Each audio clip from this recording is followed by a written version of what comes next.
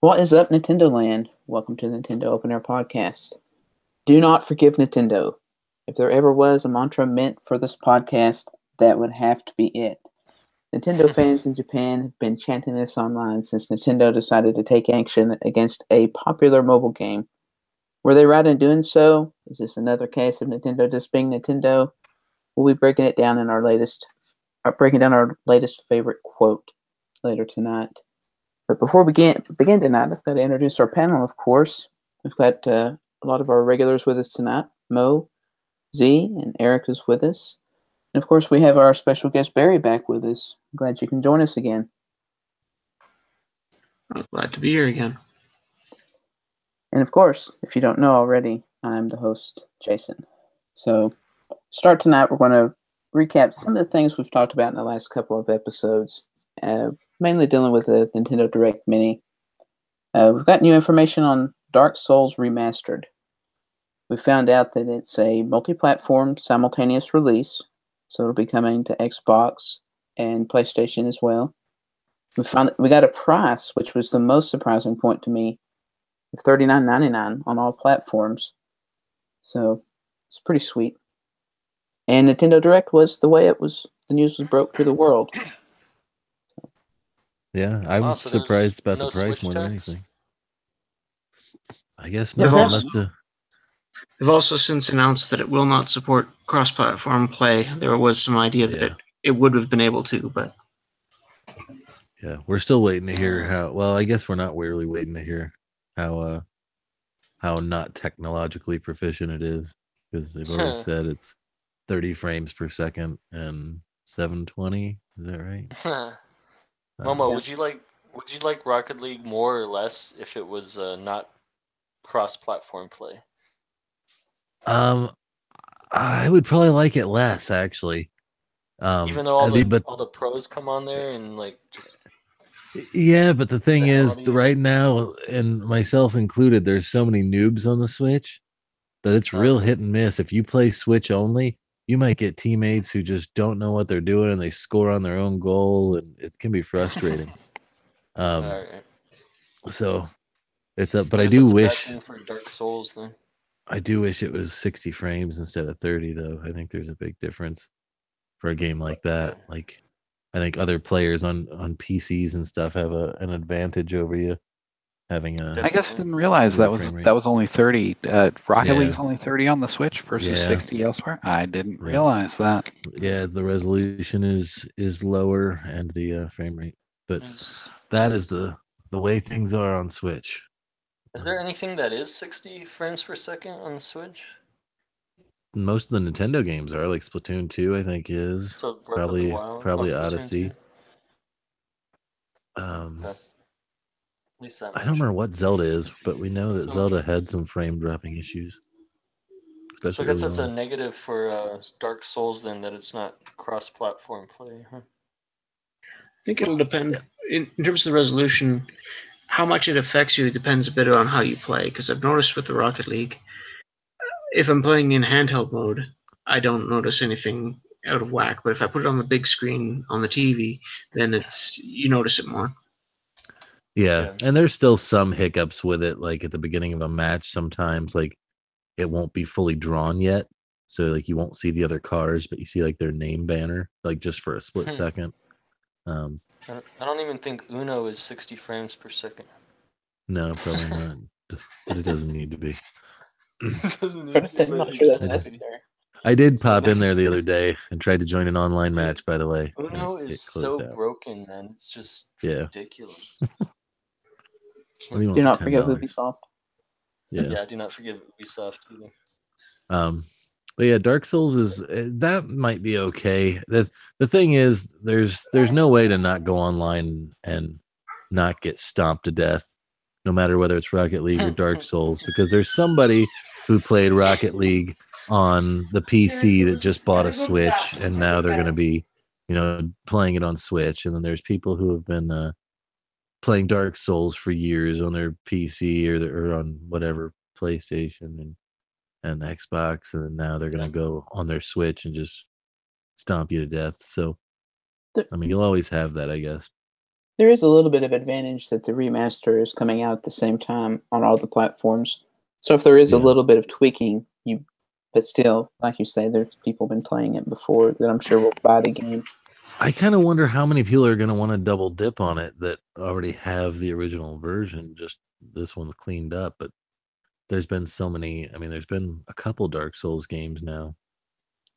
Is there 2 or 3? I know there's 2. I don't remember. I know there's at least 2. There are 3, I think. There was something I read that this one might be using the engine from the third one, so certain things might be a little different in how it runs. Cleaned up, yeah. But it's maybe they could release a definitive version. I think this is what this is supposed to be. Yeah. That's what but they didn't call it that, like in Hyrule Warriors.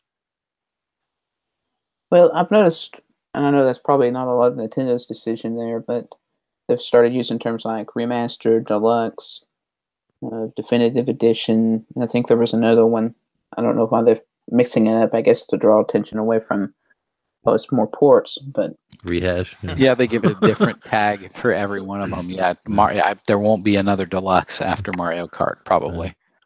Yeah, we were talking about earlier. Well, I don't know. I could see Smash Brothers calling it Smash Brothers Deluxe.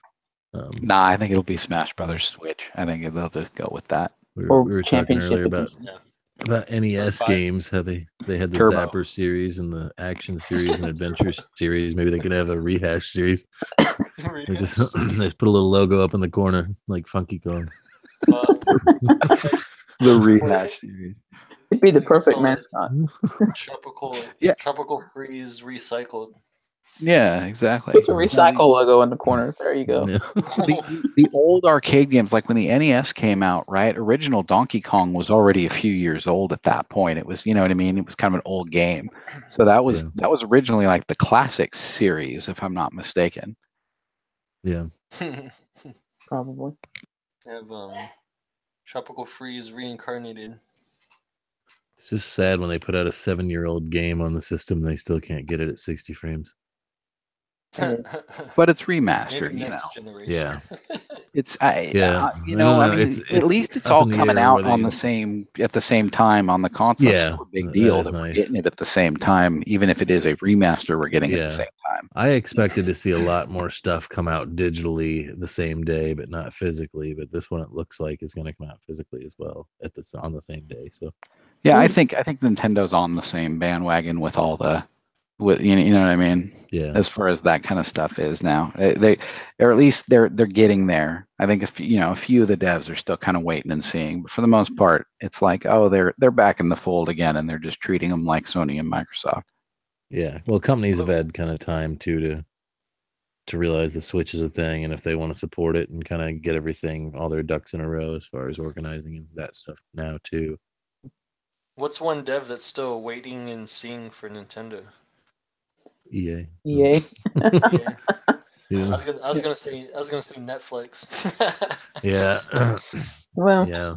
We'll get to that in a bit. Yeah, right. So another game. Interesting news week for statements that come out, and then stories that come out, and then maybe get redacted or changed. Yeah. If you want to go ahead and jump on that. We did get an announcement today, or somebody found retracted, not redacted, by the way. Yeah, sorry. We've seen a portion on Nintendo's official website that said the Nintendo Switch online services have been pushed back to 2019, and I think we determined it was 2 minutes. Is that what? Yeah. Well, at least from the tweet that I saw, it was 2 minutes later that they were like, "Oh, nope, never mind. They changed it back." And yeah, see, now that's why I brought up the point of retracted versus redacted, because redacted means somebody demanded, somebody demanded you draw black lines through it. Yeah. Versus retracted means, oh, sorry, we fucked up. I think, I think you might have actually been right with your redacted statement, because I think Nintendo might have put somebody on the phone and been like, "Hey." No, I think it was a typo. I believe that they're going to put it out later this year. I still believe that, but yeah, they basically were.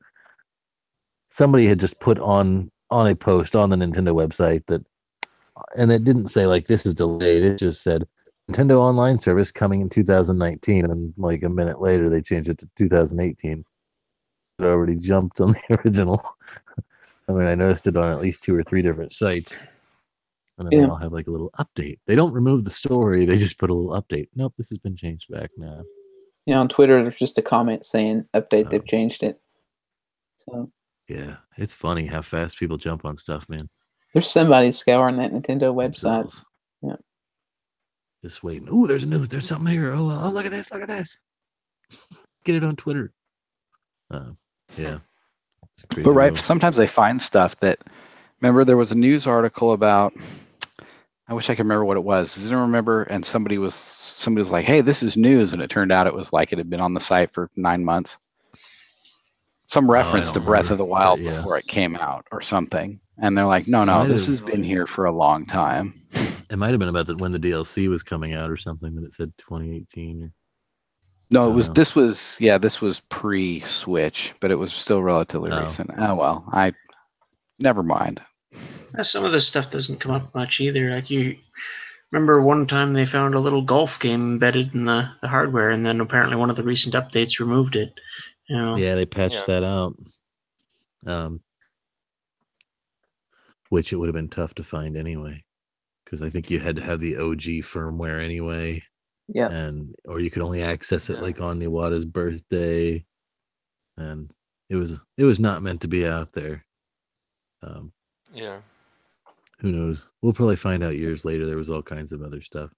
You always find out stuff like that. I remember finding out in Punch Out they had like a certain moment so that you could counter Bald Bull's bull charge, where at the exact right second there's a camera flash on the right side of the screen in the audience, and that's when you can counter his bull charge. And Nintendo's like, we can't believe nobody found this for 30 years, but it's been there right in front of you the whole time. So who knows? There's probably all kinds of stuff in the Switch we don't know about yet. Yeah, there might still be stuff in Breath of the Wild. Except for Netflix. Yeah, I expect that too. I could see in Breath of the Wild, like at some point they're like, did you know if you shoot an arrow into this wall at this point, it opens up a little thing? And did you know you could speed run the whole game in 1 minute? Yeah. If he'd have kept on going down that way, he'd have gone straight to the castle. That one tree with a hollow trunk that leads to an underground tunnel that goes straight. Breath of the Wild sewer system. That would actually make a good second game. Might be better suited for Metroid. So yeah. Well, he goes into the sewers, Samus is there, and then that's how you get the Samus gear. Yeah. So one of the other weird things that had come up for the Direct that people were expecting, and we didn't really touch on this, but the creator of the Switch version 5.0, which had a very elaborate demo that we all hoped would secretly be real, they did come out publicly and say, this is fake, we just did this, so maybe Nintendo would take a hint. Did they say how they did it? Because that's pretty well done. I think they did it all on PC, I believe. Oh, okay. But then in like some of the stuff, he was like, I can't believe people found this, but yeah, I used the wrong font on this thing, and the wrong file size for Mario Odyssey. Yeah, but it was well done. I mean, Nintendo definitely has to know. Like, I wonder what the internal conversation is at Nintendo when something like that comes out, and they're like, "Oh God, that people are going to be disappointed when they see what we've really got." Or if they listen to that stuff at all. Still no folders, still no themes. Still no Netflix. No web browser, no Netflix. Oh no, there's a lot to be desired, but tons of games. 500 games. I don't know how many games. 500 Neo Geo games. Yeah.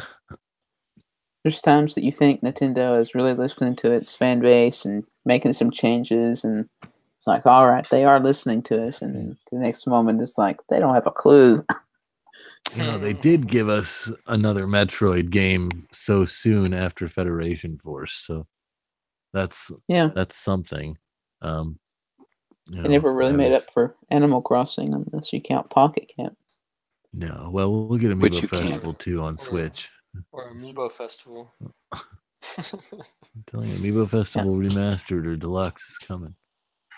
Yeah. I wouldn't be surprised if they didn't build that into into whatever the next Animal Crossing game is. Yeah. Would be 3 interesting. DLC. I wouldn't mind if they actually expanded on that Island Escape. If you could like have several of your friends over and then go and do some kind of thing like that to Cooperative find. thing. Yeah, Yeah. that'd be fun. Yeah, that was a fun game. Mini game. Where do we go from here now? So So we did have a new announcement from after the Nintendo Direct, which was kind of an odd thing to leave out, and that is Detective Pikachu for 3DS is confirmed for worldwide release, I guess, outside of Japan. So it comes with a That would have been nice. Yeah, I mean, if they wanted people to care about that Direct, that would have helped. That would have been a huge benefit. But it is for 3DS/2DS, so I guess playable only in 2D. Yep. Well, they are releasing a Pikachu 2DS XL. If anybody's seen it, I think it's one of those with the kind of beveled face on it. Weird face. And a full colored giant sized amiibo. For $29. Because we needed more expensive amiibo. How much was the Yoshi, Mega Yarn Yoshi? Was that bigger than the Mega Yarn Yoshi?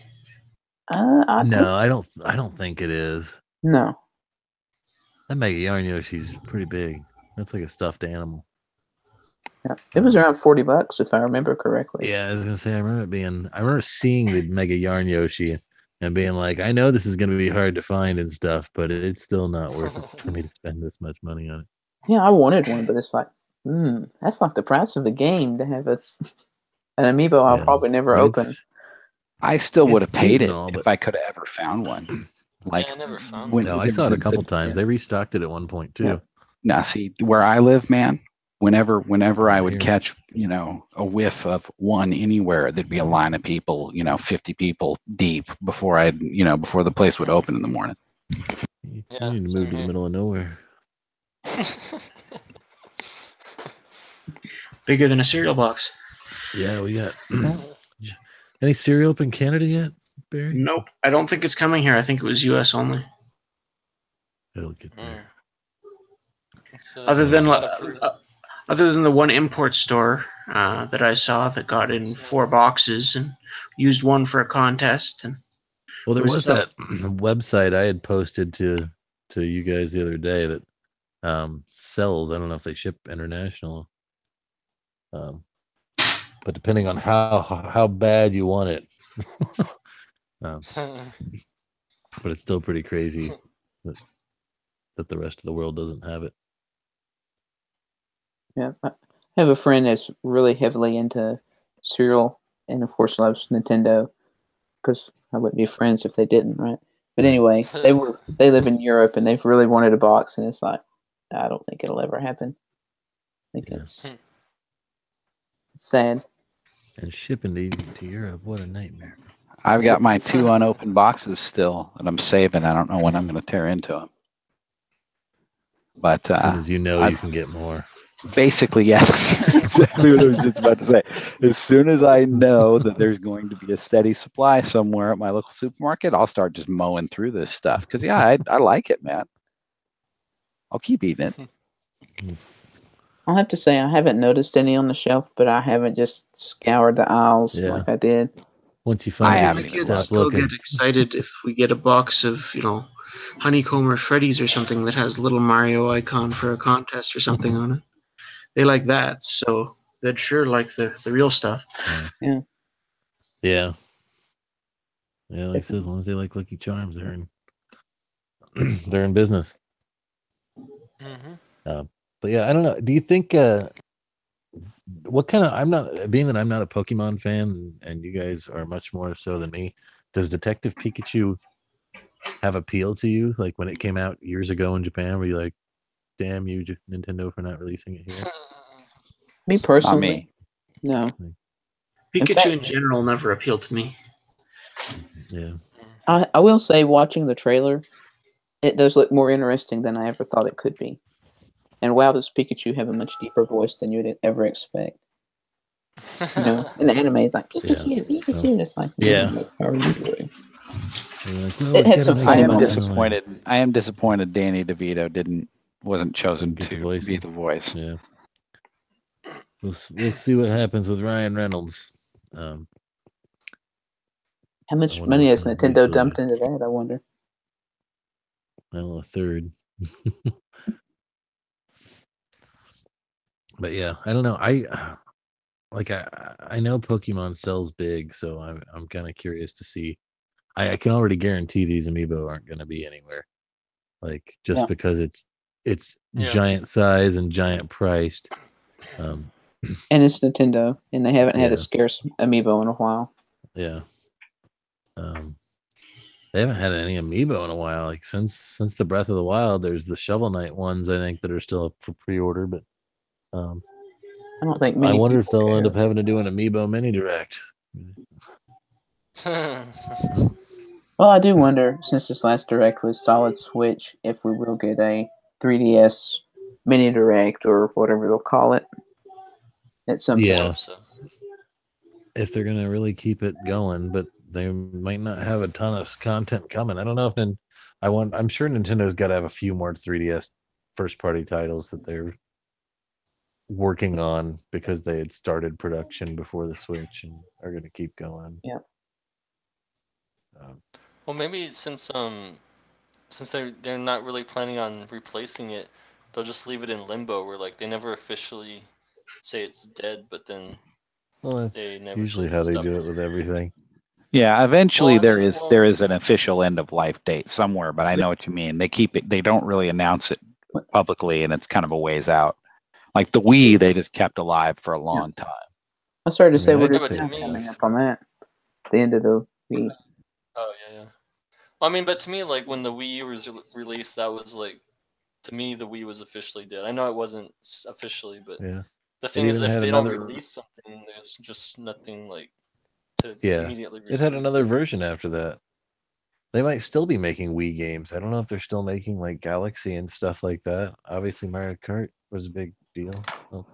Oh, you mean that like actual production of discs? Yeah, like I wonder, because some stores, I mean, at least as of last year, you could still get like the Selects line in like Toys R Us and stuff. I don't know that I've seen them anymore. Well, recently the way you can tell if something's out of print is if the price suddenly just goes to unreasonable on eBay and Amazon. Sorry, go ahead, Jason. I was going to say, I believe we covered this recently. In Europe, they announced that the Nintendo Selects line would be discontinued, and that included not just the games, but like the consoles and everything. And I assume it's following suit here, though I've not heard an official word. Yeah. And we did get a little bit of, well, no, because we got an official word this week that there's some new titles coming to the Nintendo Selects line for 3DS. That's right. That was just within a day or so. Yeah, the Zelda Link Between Worlds. Mm-hmm. And Super Mario 3D World, which I could have swore was already, but I guess not. And I don't know how it wasn't. Yeah. And the NES Remix series, which I think was always $20, wasn't it? Or was it 30? It was $20 for the digital version on Wii, if I'm. You're right. And then the boxed one, which was like a combo of the two or something, was 30, I think. Yeah. Well, this is the 3DS, which is kind of like a mixtape of the two games, where not every game's included on it, but either way. So they're still doing some selects now here. That said, it took them that long on that Link Between Worlds. That NES Remix stuff, that's kind of surprising that now that we mentioned it, I kind of forgot about Switch. That. Yeah, that hasn't dropped on the Switch. Yeah. You would think they would drop that first to tide people over waiting for the Virtual Console, right?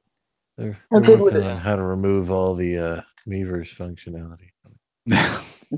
How good would it have been if, when they released the NES Classic Mini, that they dropped the NES Remix and then they released Super NES Remix? Yeah.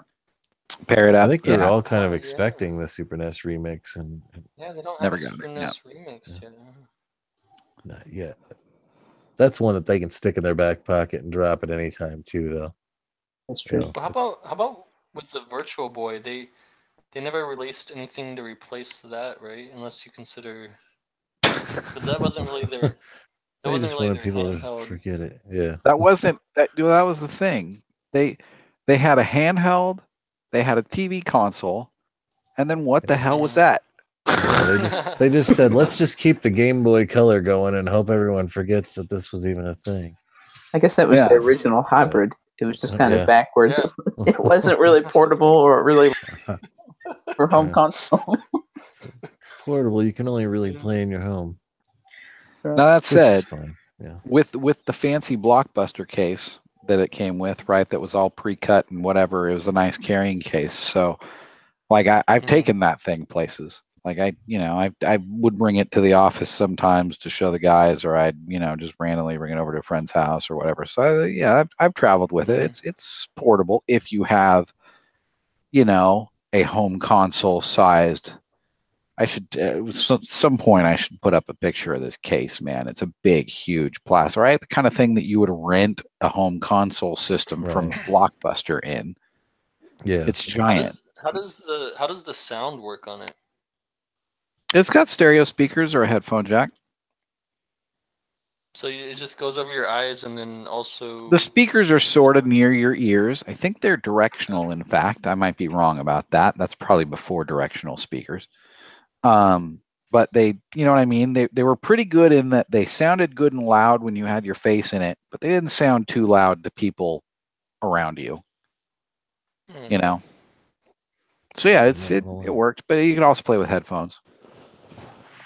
That reminds me, I actually have carrying cases for my GameCube and the Wii, so I guess those were technically portable as well. I didn't know they made a carrying case for the Wii. Oh, you said the Wii? I thought you meant the Wii U. I don't have anything for the Wii. There were carrying cases for the Wii U. I saw them.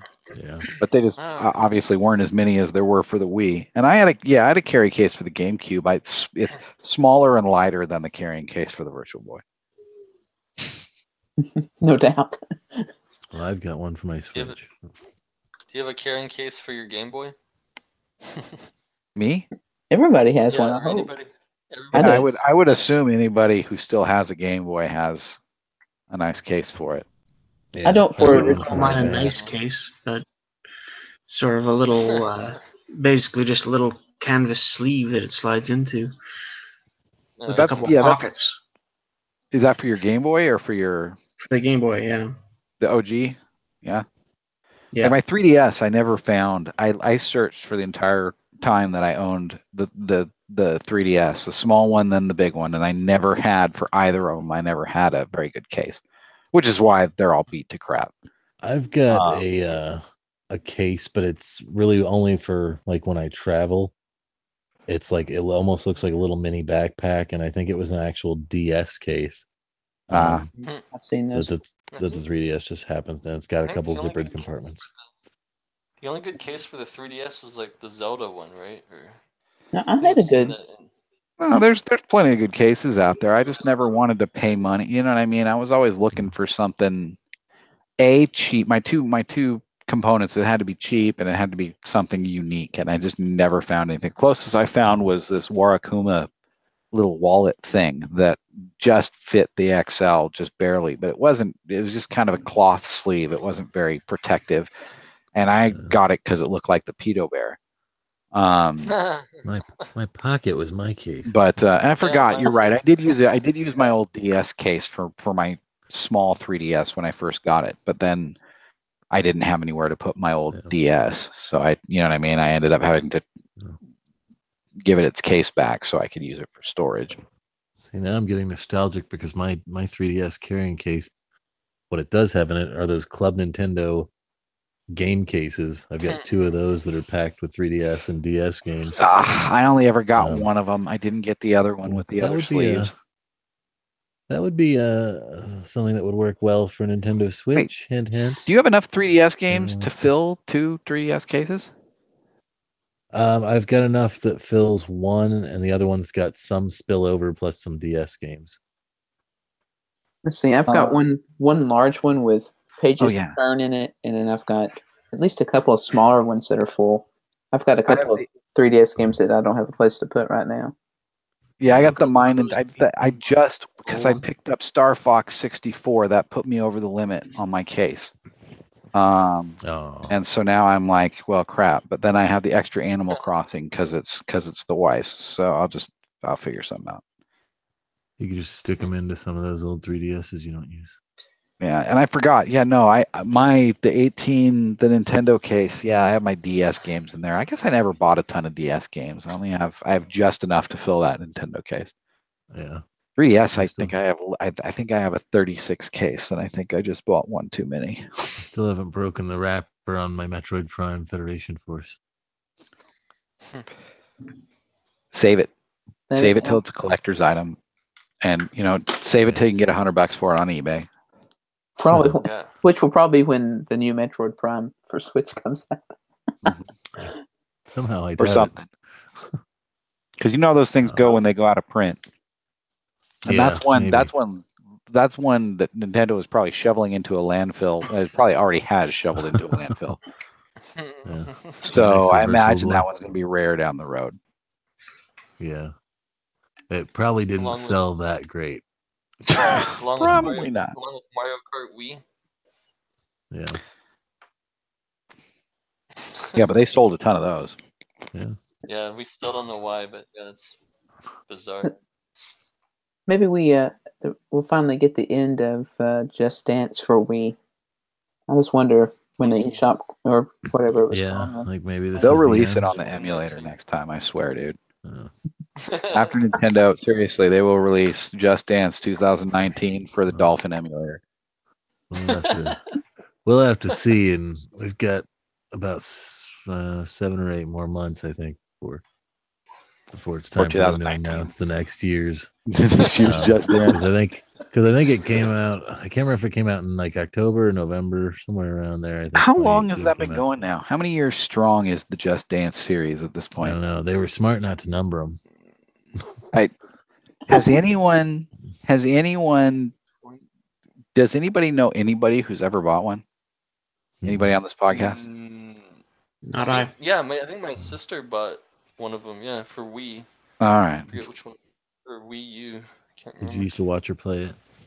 Make fun of her. No, she hardly played it at all. The first game was released November 17th of 2009. So it's coming up. But they called it 2010. They milk it, yeah. Yeah. Oh yeah, if it came out in November, they probably it was probably just Dance. Yeah, it's just Dance, and then I bet you it was Just Dance too. I bet you they went a couple iterations before they just decided, oh, this is going to be a model year kind of thing. I think we're going to do this every year.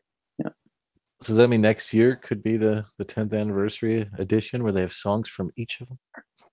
Yeah, that could be the year to really go all out. That's the year to buy it, Mo.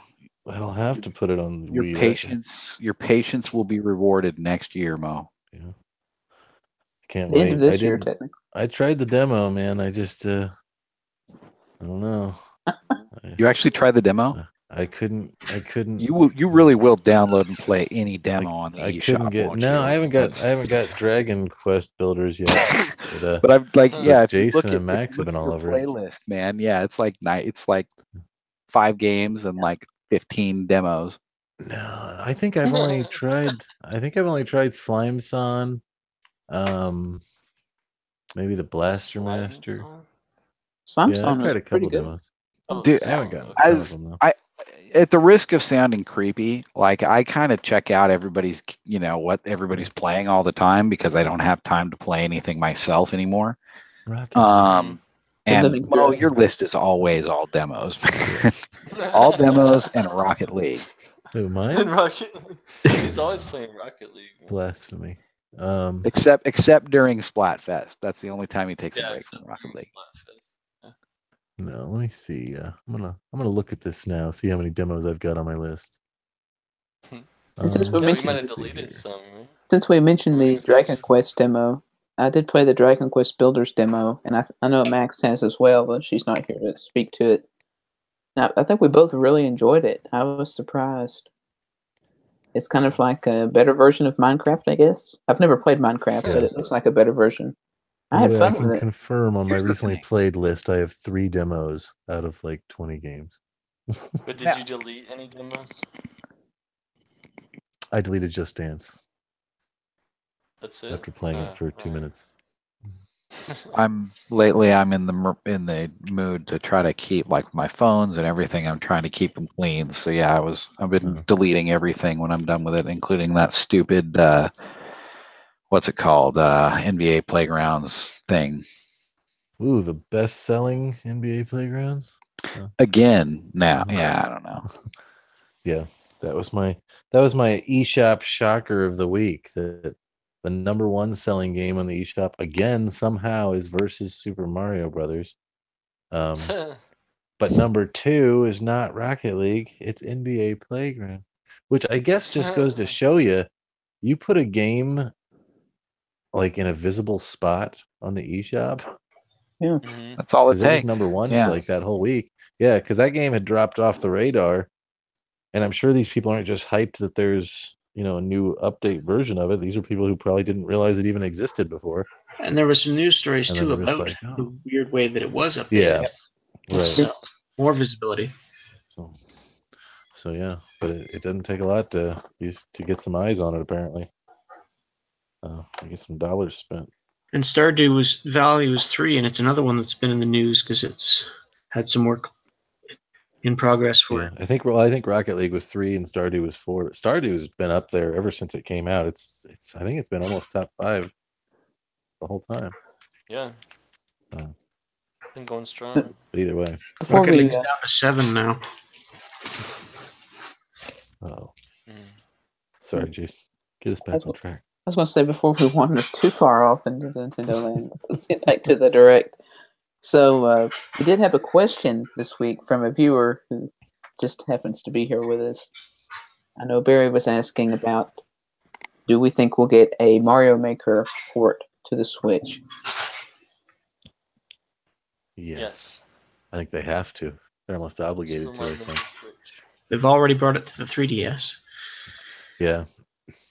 Which it's on sale maybe through today. As well. But yeah, I think they'll have to. The real question is, when they do, will they support the community at all? Because that had like a big community, and then Nintendo just kind of turned its back on that community, and then of course Miiverse died anyway. So I know there was some people like my friend QWERTY, who's on the podcast sometimes, mentioned that he had worked really hard on making some nice levels, and then boom, Nintendo deletes them for no reason. So yeah, I mean, that happened to some pretty notable YouTubers and stuff. Like there was a guy who was Twitch streaming and stuff like that, and was like, this is a chunk of my revenue that I get from doing these, and then Nintendo just killed it. So but I think they'll have to do it. Like I said, I could see them making use of pointer controls for it with the Joy-Con. Or really, even with a Pro controller, you could do it. If you just have a pointer on the screen and you use the motion control to do it. Or then if you won't have it in handheld, you can obviously use the touchscreen. So that would be a good demonstration of how a game works 2 ways, just like... Yeah, I have yet to see, like, to me, it seems like a no-brainer that finger touches and using, I mean, right? That's how the Wiimotes worked. It's the same thing. It's like, I don't understand why they just haven't, said, okay, yeah, you can do touchscreen controls by just pointing the Joy-Con. You get the little pointer. Like, that all should work the same way it did on the Wii. I don't understand why that's... I have a feeling that they don't do that because it reminds people too much of the Wii, or the devs don't like it or something. Like it doesn't. It seems like a real obvious solution to me, especially with multi-touch and 2 Joy-Cons. Like, they didn't have any problem putting arms out, and that had Wii written all over it. Yeah, that's true. I don't know, man. It's weird. Maybe it's just an oversight in their developer kit or something. We'll still see this year. With all their unique gameplay experiences, I have a feeling the Wii is coming back this year. And not just in ports, right? Yeah, they might. What if Galaxy it's coming back in HD spirit. collection. I wonder. You were talking about touchscreen controls with using Mario Maker. I wonder if we will ever see a official licensed Nintendo stylus. Like, will that be a pack-in with a physical release of Mario Maker? Because your old 3DS stylus won't work on the screen. Right. No, if anything, it would come with Mario Paint. Mario Paint Switch. It'll be $7 and $8 shipping on the online store. Yeah, that seems like it'd be really expensive, but I don't know. They haven't really pushed styluses at all. Yeah, it's the first system in years to not come with a stylus. Because I used to just use my finger anyway. Yeah, I would always use the tip of my e-cigarette, but I think their whole thing was simplify. Aside from motion controlled Joy-Cons, but it's like no camera, no IR camera. no web browser. Simple. No web browser. Simple, clean UI, simple, clean design. Yeah. I think that was kind of the logic behind it and why. Good. They've said that they want it to be a strictly gaming machine. They wanted that to be they wanted to drive that home first before they done anything else. Right. And yet they put Hulu on it. And apparently they've made money off of that. And Hulu, and only Hulu. And only Hulu, that's true. I've got my conspiracy theory. Which is it? On Hulu. I think that there's probably some sort of exclusivity deal going on there where some sort of money exchanged hands and they said you'll be exclusively on our console for something a certain time, like a timed exclusive thing. Until the next direct. Because I mean, if Hulu said, "Hey, how about we pay you this much and you don't put Netflix on your system for this many months?" I'm sure Hulu paid money for a timed. Yeah. And smart on them.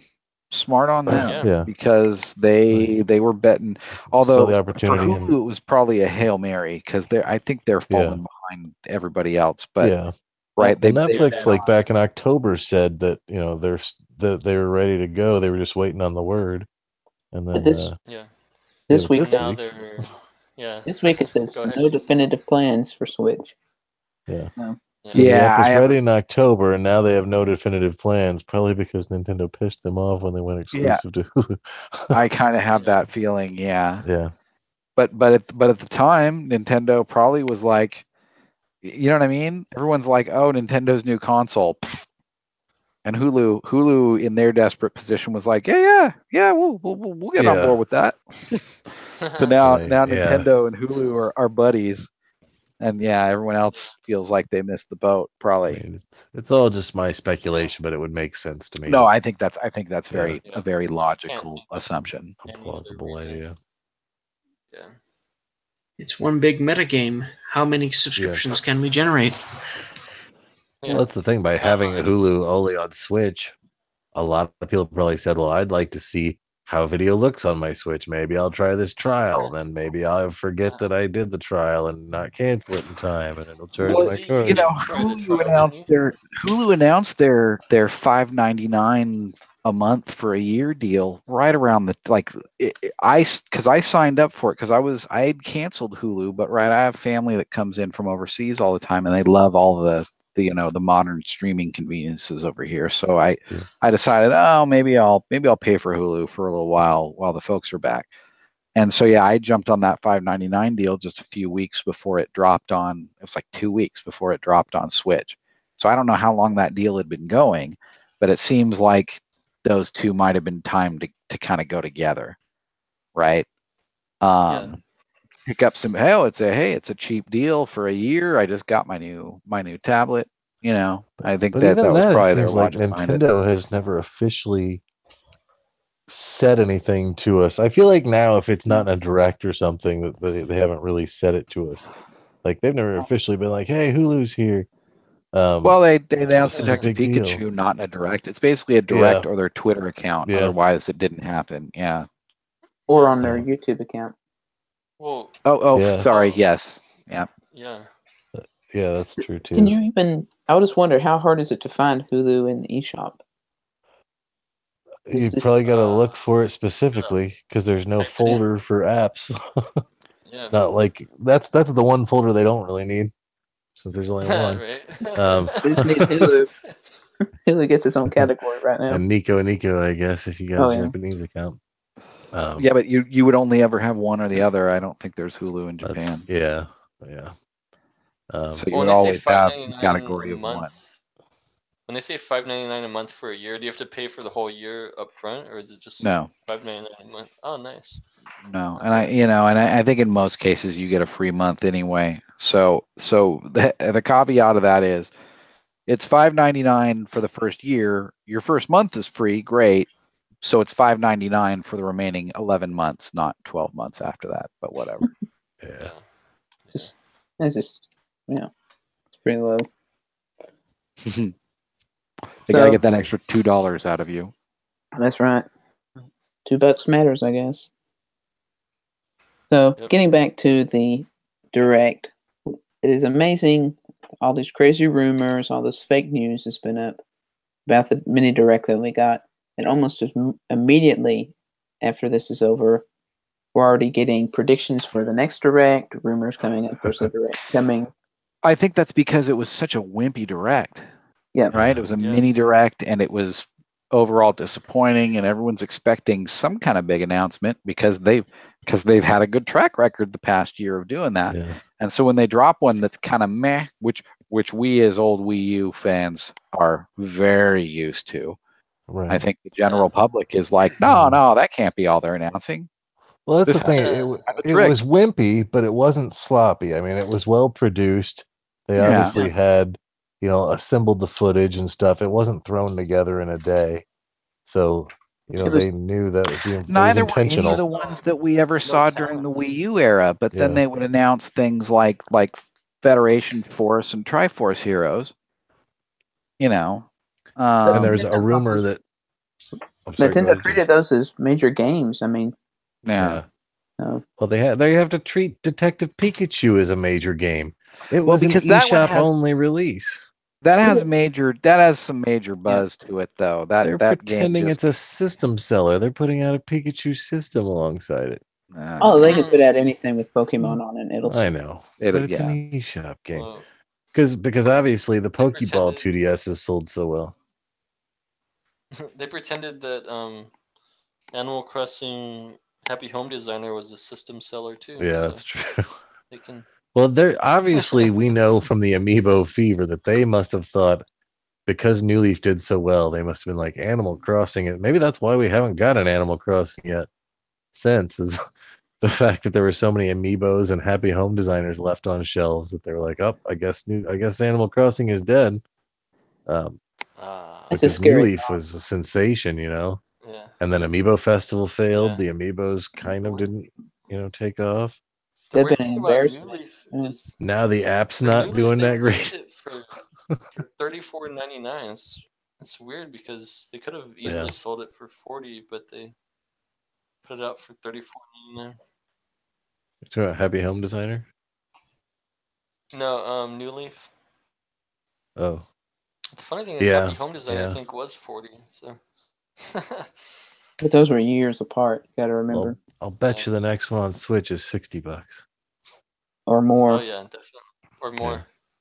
Yeah, I fear it'll have Amiibo.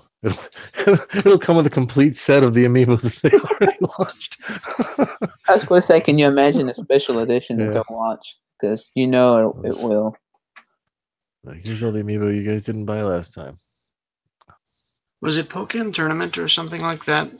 Early on, came with a Mewtwo Amiibo card in the case. Yep. They could do something like that with the next Animal Crossing 2 to try to use some of the Amiibo put some functionality. Of those cards in there. Because they did that. Warehouse is full of them somewhere. Because I think Happy Home Designer came with a couple.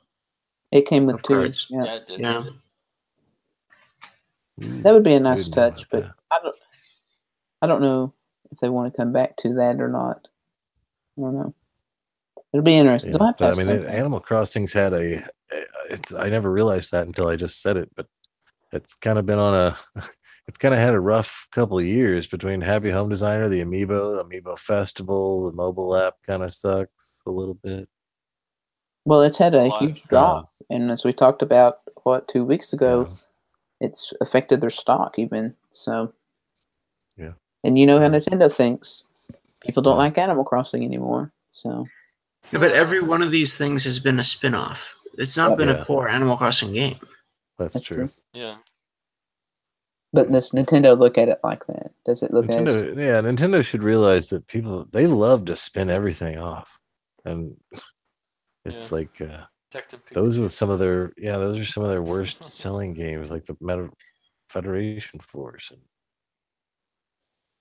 and Mario Super Sports, whatever. Well, Mario Kart worked well. Mario Kart, that was their hit.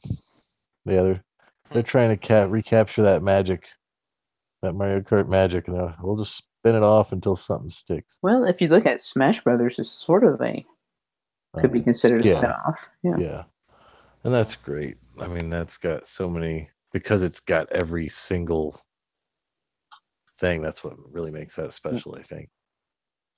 At the end of the day, it's a Street Fighter ripoff, basically. That's true. It's a generic fighting game, but then they just threw all the Nintendo. It's grown to be something better than that, but initially they were just like, let's make a fighting game. It works. But speaking of the actual direct predictions, the first thing we heard was from a man named Eiji Maeda, who is a senior analyst at SMBC Nikko Securities, I guess. So he predicts that in March, we will have an announcement for Pokemon, Animal Crossing, and Smash Brothers. And I kind of looked it up and I thought, well, why does anybody care what this guy has to say? And his company actually caused a stock drop on Nintendo on January 5th for their stock because they removed their recommendation. So maybe they're somewhat credible in that. And he says that the smartphone revenue won't make a full contribution until March of 2018, and that's why they removed their recommendation. So maybe he's got some inside track there. And we know Kimishima loves financial portion. He's more of a financial guy than the gamer. So, and there are rumors that Thursday, the day that this podcast drops, that Nintendo has a special announcement coming, which we'll see if they do or not. Probably another Kirby tweet. They do like Thursdays. Yeah. But it would make sense that. Makes sense that what? Very good, Eric. I was just saying that their investor meetings in March. That's when their financial, fiscal year ends. I believe is in March. So they're gonna want something out front where their investors can see, to make them happy. Like they have to give them some optimism for the year as well. Yep. Yeah. So maybe their stock dropped just because of the removal of the recommendation, which they didn't say that Pocket Camp is bad, which it is, but they were just saying that the revenue won't come in until. But when the revenue does come in, it'll probably drop again. Well, the Pocket Camp stock drop was in December, because I thought the same thing. So it was a month apart. So their stock dropped again because apparently they're a major financial institution of some type. So. And yet I've got no problem playing Badge Arcade every day still after 3 years. Same here. I rarely miss it. Especially since I got those free things. Yeah. Eric somehow got his fill. Yeah, I have a problem playing it, so. Well, he's mastered it. He's moved on. I'm in Badge Arcade Anonymous. They really do need to figure out a way to make that work on mobile. And another thing about directs, which is something that you brought up, Mo, you found this nice chart which listed all of the mini directs compared to the following regular direct. Yeah, and most of them were within 20 days. Posted that. That whenever there's been a mini direct, that there's always been a major one following, but that also counts. That's from 2012 to 16. Like Fire Emblem directs and micro directs, I think, and stuff like that. There was a time when they had some that they were calling micro directs, and I think some of them were actually longer than this mini direct that we got. But you know, this as I mentioned before, this direct was weird in that there was no presenter, there was no humans featured on it. You know, it was just voiceover on some video footage. It's like a sizzle reel, basically. Yep. Yeah. Which is the cheapest way to do it. Yeah. But I'm wondering when we're gonna get when are we gonna see Reggie and Bill Trennan and Koizumi? Yep. E3. Yeah, I think they got to do something before. I think we'll definitely get something before. Let's say you're a Japanese investor, and you've seen the public reaction to this mini direct. Not to mention just looking at it, I figure even an investor knows that nobody's dying for aces. I'm looking forward to that board meeting. I loved it last year. How they came up with game ideas to give to Nintendo. Yeah, they're like, "Can my kid get some concert tickets?" Yeah. It wasn't really that bad. But by the way, I'm going to continue to crap on aces, but in this game. But I think if it was a game, if it was a direct where they showed you all this awesome stuff, and then we're like, and also Mario's getting a tennis game, you'd be like, okay.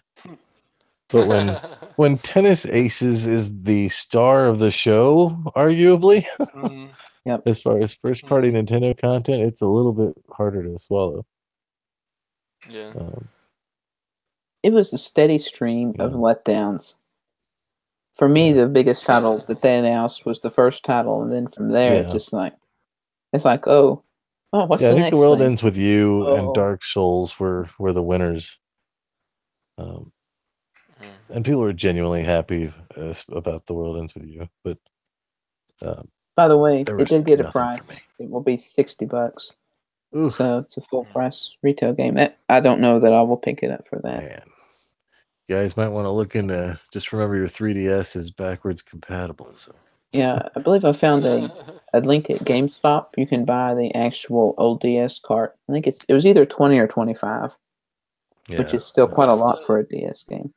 What genre of game is The World Ends With You again? It's RPG, Japanese RPG, right? Yeah, I believe so. Yeah, pick that up. Very Japanese. Since they didn't announce Shin Megami Tensei 5. I was actually going to ask you about it because you'd been going on about Shin Megami. I was going to ask if you'd ever played that game. Because I had thought about it for years.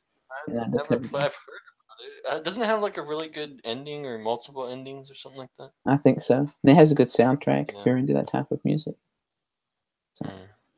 Eric would know because he looks up the ending to every game. That way he doesn't have to play it. But don't tell us how it ends. Don't spoil that for us yet. I try to, but nobody will tell me the ending, and sometimes it's hard to find the ending too. Eric would buy the Cliff Notes to video games. I know, they need to make Cliff Notes to video games. I think they're called Let's Plays. Yeah. But then you have to watch it for like there was some video that showed the ending to Mario Odyssey, but I skipped to the end of it, and it's still like, I don't know, I didn't fully get everything. I was like, forget it. It's easy to beat it myself. It only takes like 15 hours to play through the whole thing. And you bought it for $60, right? So have you got 2 days off in a row coming up? I don't understand. I don't understand you buying a $60 game and then being upset that you can't find enough spoilers so you don't have to play through the game you bought. That was your game you were looking forward to. You were like, "Ooh, there's a Mario game." Yeah, it was. Enjoy it. I went back into that world not too long ago. Oh, when's that balloon? Hide the balloon. February.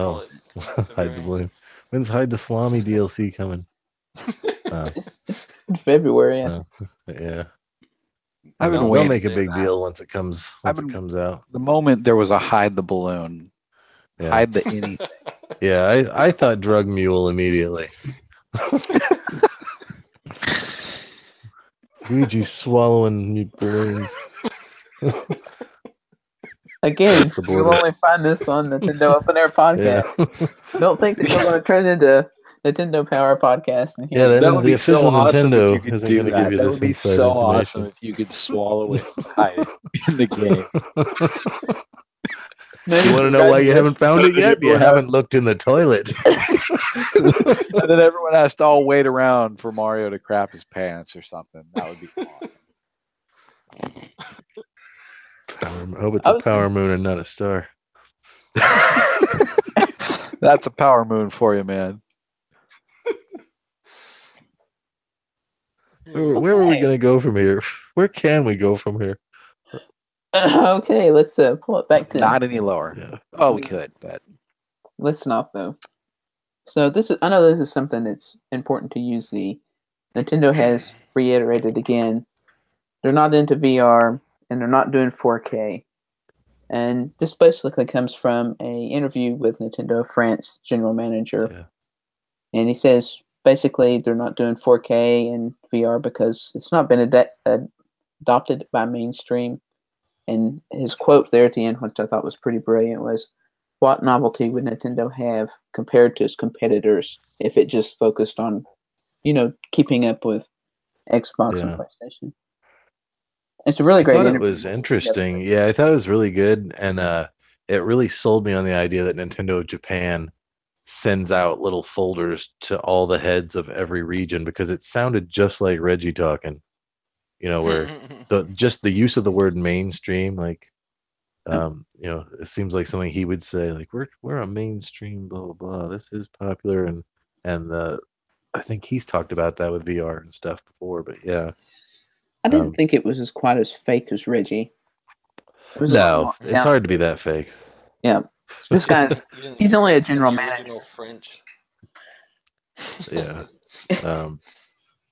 But it would make sense. Like, well, when asked about 4K, if he was being honest, he could have said, well, we just don't have the capability to do that on the Switch.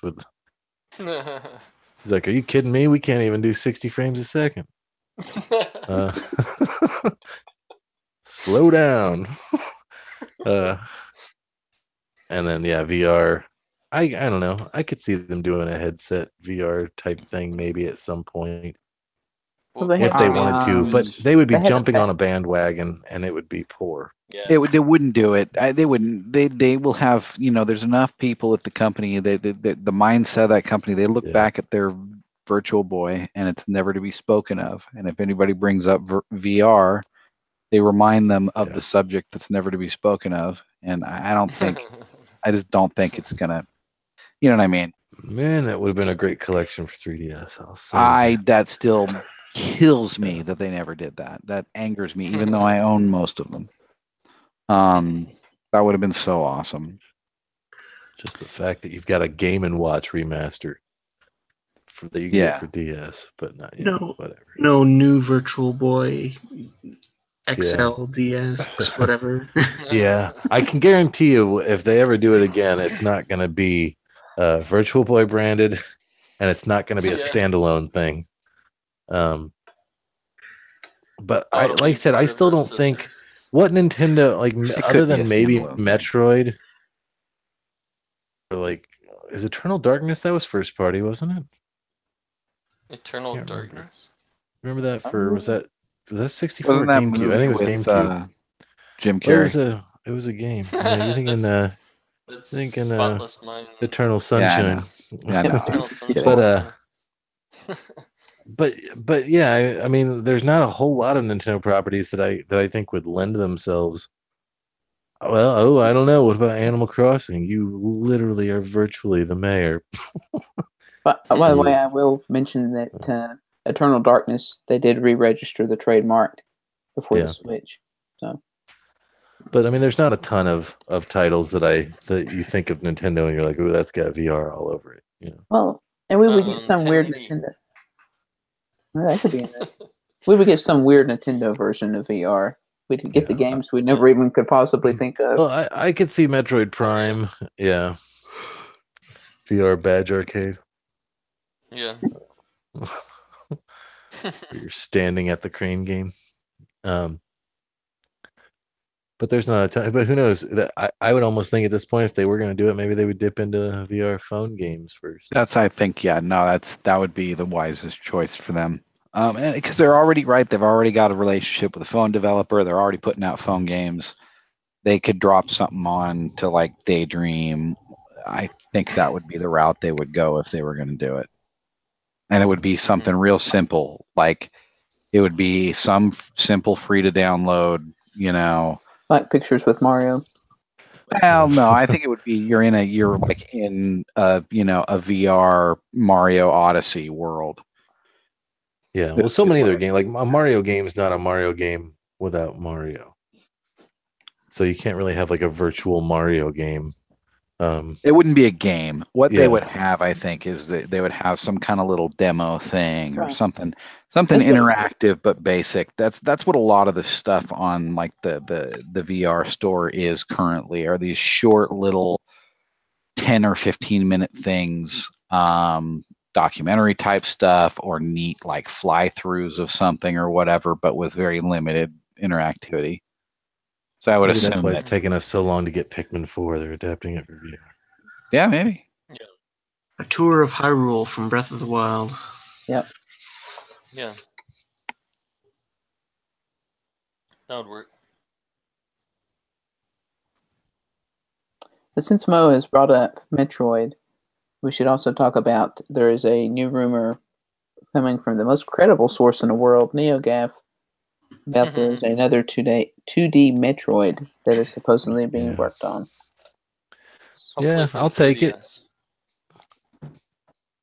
It doesn't say, I don't think. It's probably Samus Returns for the Switch. Oh, if the sales numbers on the 3DS or anything. 3DS port. Yeah, well, the thing is, like anything that they seem to put on the Switch seems to sell. I'll bet you if they dropped that, if they they could easily port that. And I bet you that would do pretty well. But yeah, it is surprising how certain forums, NeoGAF and Resetra, it's like if you'll post on there, it becomes a news story carried by the video game press. I mean, I think these are people that are credible or have been credible in the past.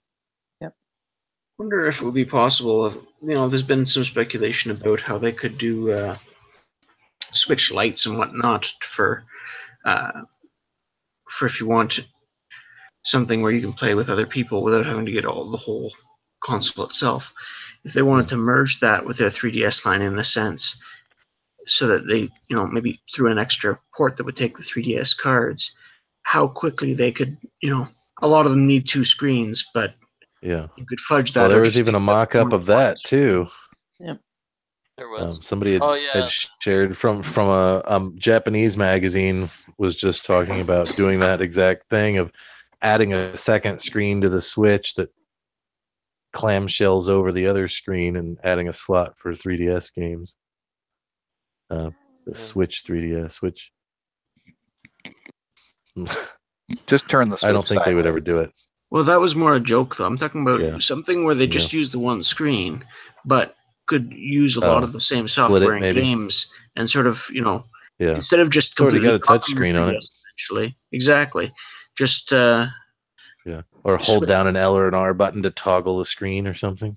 Bring over a lot of the software from the 3DS onto the Switch somehow. Yeah, you could definitely do that if you hit one of those shoulder buttons to toggle between top screen and lower screen. Like in Splatoon 2's map. Yeah, which worked out okay, I guess. Yep. I do a lot less jumping to people. I've started looking at it more with Clam Blitz, though. So. Yeah, I do use it more in those kind of modes. Like I said, my mind was blown when we were Clam Blitzing last week, I guess. Mm-hmm. And somebody kept shouting, "This way, this way, this way," and I was like, "Why do they keep shouting that? They're on the complete other side of the thing," and they were up on like one of the kind of harder to get to areas in a map, and I had a football, and I was like, I've never even considered jumping to somebody when I had the football. Yeah. Like that. Oh, yeah. I was like, oh, yeah. Most of the time when that map comes up, I just get annoyed with it and try and get it off. Try to figure out which button you hit that brought it up in the first place. Yeah. That's how I was at first.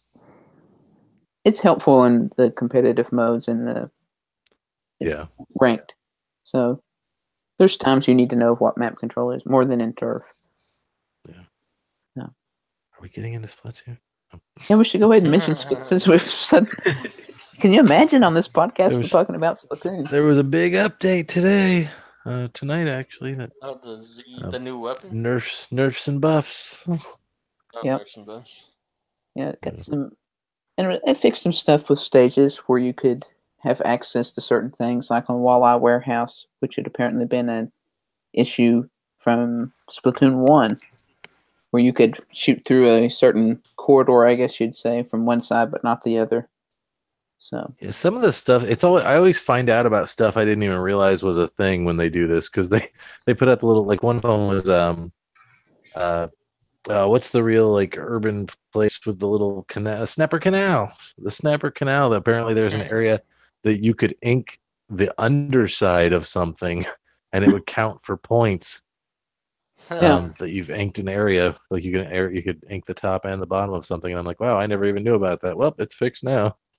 Yeah, that's the same here. They're always like, you could ink this plan over here or something. Like, what? Yeah, it's people playing in private matches. You can get 3 points. Yeah. There's people that are that'll find anything. Yeah, trying to glitch. But the big story that we were going to talk about regarding Splatoon 2. Oh, we should mention before we get into that, Splatfest results. Team Comedy won. We were robbed. Haha. We've got a couple of Team Comedy people here. Oh yeah. Not really, because I didn't pick one. But I love that Eric. Eric never participates. He just likes to sign up. He just wants to be part of a team. I participated in the one that we swept. I forget what it was now. It was the only sweep that I think happened. It seems like whatever's the popular one is always always the least skilled one. Although I don't know if I believe. Can you really believe that it's that close? Because it almost seems like it's always like 51 to 49 or. Yeah. I think the play pool is so big, and they try and get skill level teams that are close in their rankings. So it lends itself to that. Yeah. That was our experience, right, Mo, playing. Yeah. Whew. Oh wow. There's some killers out there in team battle, that's for sure. Yeah, it's pretty rough. It was rougher this time than normal. I don't know. I was getting a lot of heavy losses for a while. The times I wasn't getting disconnects. Yeah. I think that seems to be no matter what team you're on in any Splatfest, you always think your team's probably going to lose, like just from playing it. Maybe that means we're not that great, but it always seems like you just get killed a ton. I think I ended up like 30 wins and 20 losses out of the last 50 from the Splatnet app, which I love. King. Yeah, I always get to King. Yeah, same here. It seems like it's more easily. It was Action King, or what did you say? Action King. Oh, Action King. King of action. This was the first time I didn't get the champion, at least, and it wasn't for lack of trying. Yeah, you definitely got to put time in. That's for sure. It starts so late. We always do it like right when it happens, and it's like it definitely goes into the evening before I get there. It can take a couple hours, so I don't know. Midnight. I'm usually up to about 3:30 or 4 with it. So yeah. By the way, they changed the Splatfest start time. Apparently, I just had overlooked that or something because it started at 11 Eastern, and before it's always been midnight, right? Yeah. Because I was taking a nap or doing something else. Maybe they didn't adjust for daylight savings or something. Yeah, I think that's what it was.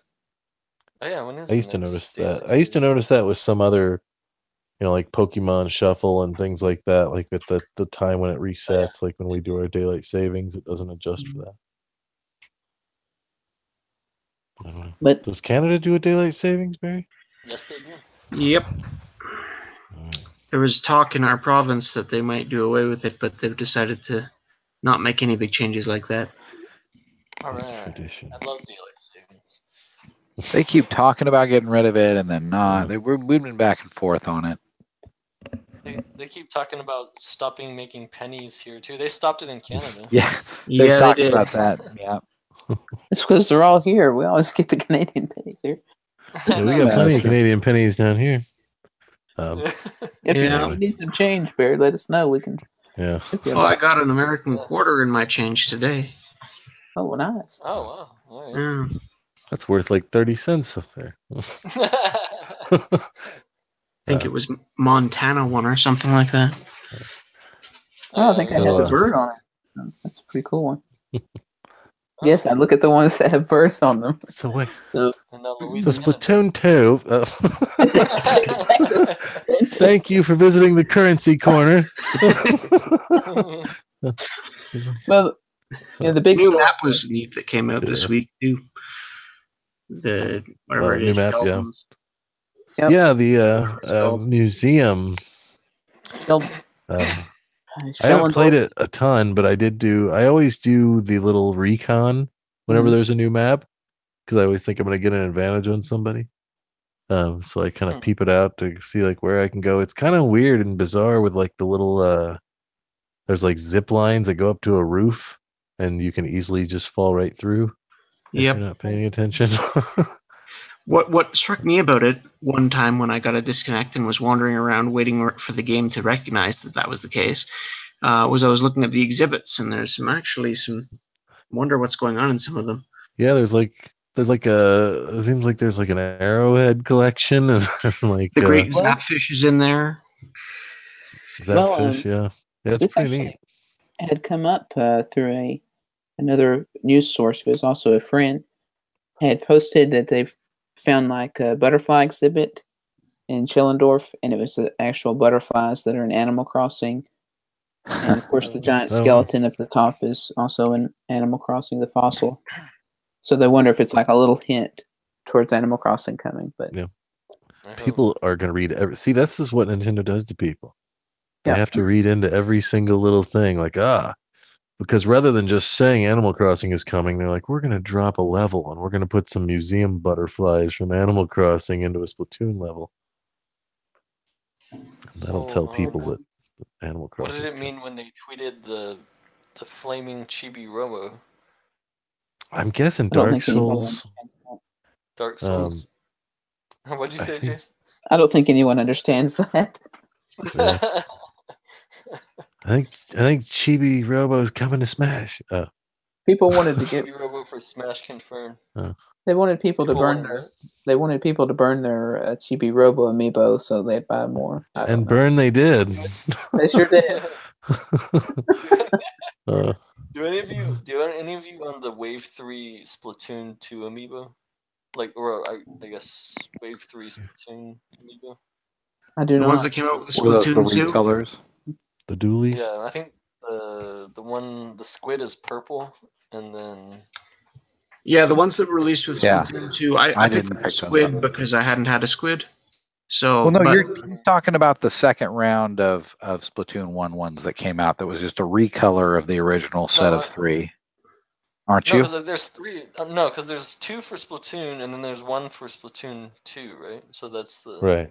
And there's the Splatoon, which I haven't seen almost since the launch of Splatoon 2. Yeah, no. In fact, I don't even know if I saw them then. I'd wait and pick those up when they were a deal, and I haven't seen them since. Yeah. I've seen them twice. Once at launch, and then like once at Toys R Us or something. I regret not buying them. Nintendo should just start opening amiibo outlets like these Halloween stores that pop up for a month or two. They'll just be like, you just put amiibo in the vault like Disney, and just every now and then pop up a store and be like, we're going to make amiibo available again for this month. That'll prolong it, because it's like they just disappear and you can't find them. And yet apparently Barry got in on it. I'm glad you got him, Barry. Somebody like I said, I just grabbed the one because it was the one that I was missing from the other lines. But again, I'd had the idea that the new model boy and girl ones I might pick up eventually, but they've been gone. So But the new squid functions differently than the old squids, if I'm remembering correctly. It's got a different like most of them have the costumes that are similar to the old ones, but that one was the power armor or whatever. Mhm. So it's got a different style of power armor. Oh yeah, it's a cooler looking power armor. Mark II, I think it's called, or something like that. Yeah. But it's I mean, that's just the way amiibo are, I guess. I mean, like I'm looking at my Pikmin amiibo right now that came out with the 3DS one. Like I haven't seen that in quite a while. No. Just nobody's looking for that one. Somebody is. Yeah. Well, reeling it back into Splatoon 2 before we get off on a... Thank God. So the big news was, and this is something that Barry shared with us, Splatoon 2 hit 2 million sales in Japan. It's the first game in 8 years since Wii Party, you know what a big seller that was, to hit 2 million sales. But the real interesting portion is that it gave us the actual numbers for physical to digital. Just physical for Splatoon, shocking. Just for Splatoon, yeah. They had Splatoon's... Splatoon 2. Yeah, Splatoon 2 had 1.8 million. Am I reading that right? 1.8 million physical versions sold and only 150,000 digital. I mean, I have the exact numbers, but that's just the generalized. Yeah, but yeah, it's that's pretty shocking. That I mean, I'm guessing that's just how it is in Japan, because I would think elsewhere in North America, I think it's probably split a little bit more. Although, if you look at us, we weren't smart enough to buy it digital, even though we knew we should have. You see, I thought the opposite. Even just for Splatoon 2. You thought the opposite? I would have thought that Japan would have had a higher percentage of digital sales over physical. But then again, at the time, there might have been plenty of software on the shelves and none of the Switches, and now that's reversed. Yep. I'm not surprised that the physicals sold more than the digital. What surprises me is the 12-to-1 ratio. Yeah. That's huge. Yeah, it's hard to believe that. And like I said, that could be a cultural thing, and maybe they like having the cute little cartridge so that they can taste it. Well, and you got to remember, in Japan, they sell the cartridges everywhere. Like at 7-Elevens, you can buy Splatoon 2. Yeah. Okay, yeah. Except when they're sold out because there's a shortage. That's true. Whereas here, you can buy the eShop cards everywhere, like 7-Eleven. But yeah, it's I don't know why Nintendo of America doesn't put out stuff. It's just interesting to have those numbers. I would like to see. I would think it's a little bit. I still think physical is king, but I think it's a little bit more proportioned here. And I hear lots of people say that they go like, look at Eric, he's Mr. Digital only. Yeah. I wonder still haven't bought a physical copy of anything yet, have you? On the Switch, no. But I would if they didn't have that slot cover, because they actually said on the 3DS, make sure you have a game in the slot so that dust doesn't get in there. But for the Switch, you don't have to worry about it. What were you gonna say? But it's like you might as well make use of the slot, man. You got a slot. It's true. Yeah. It's true. Yeah, I should buy one. Got a slot. Use it. It's less. It's less gold coins, which are so valuable. But yeah, that's true. But you can. I mean, especially there's always going to be deals. Where you on physical that aren't there on digital. I might actually run out of, even though I have a 256 gigabyte card, I'll probably run out of space, and then I don't know. I might buy. Might as well just delete the games. It's not like you play them anyway. Yeah, I know. Right? You can always re-download them later. You just won't. Right. Right. Go ahead and get rid of Odyssey.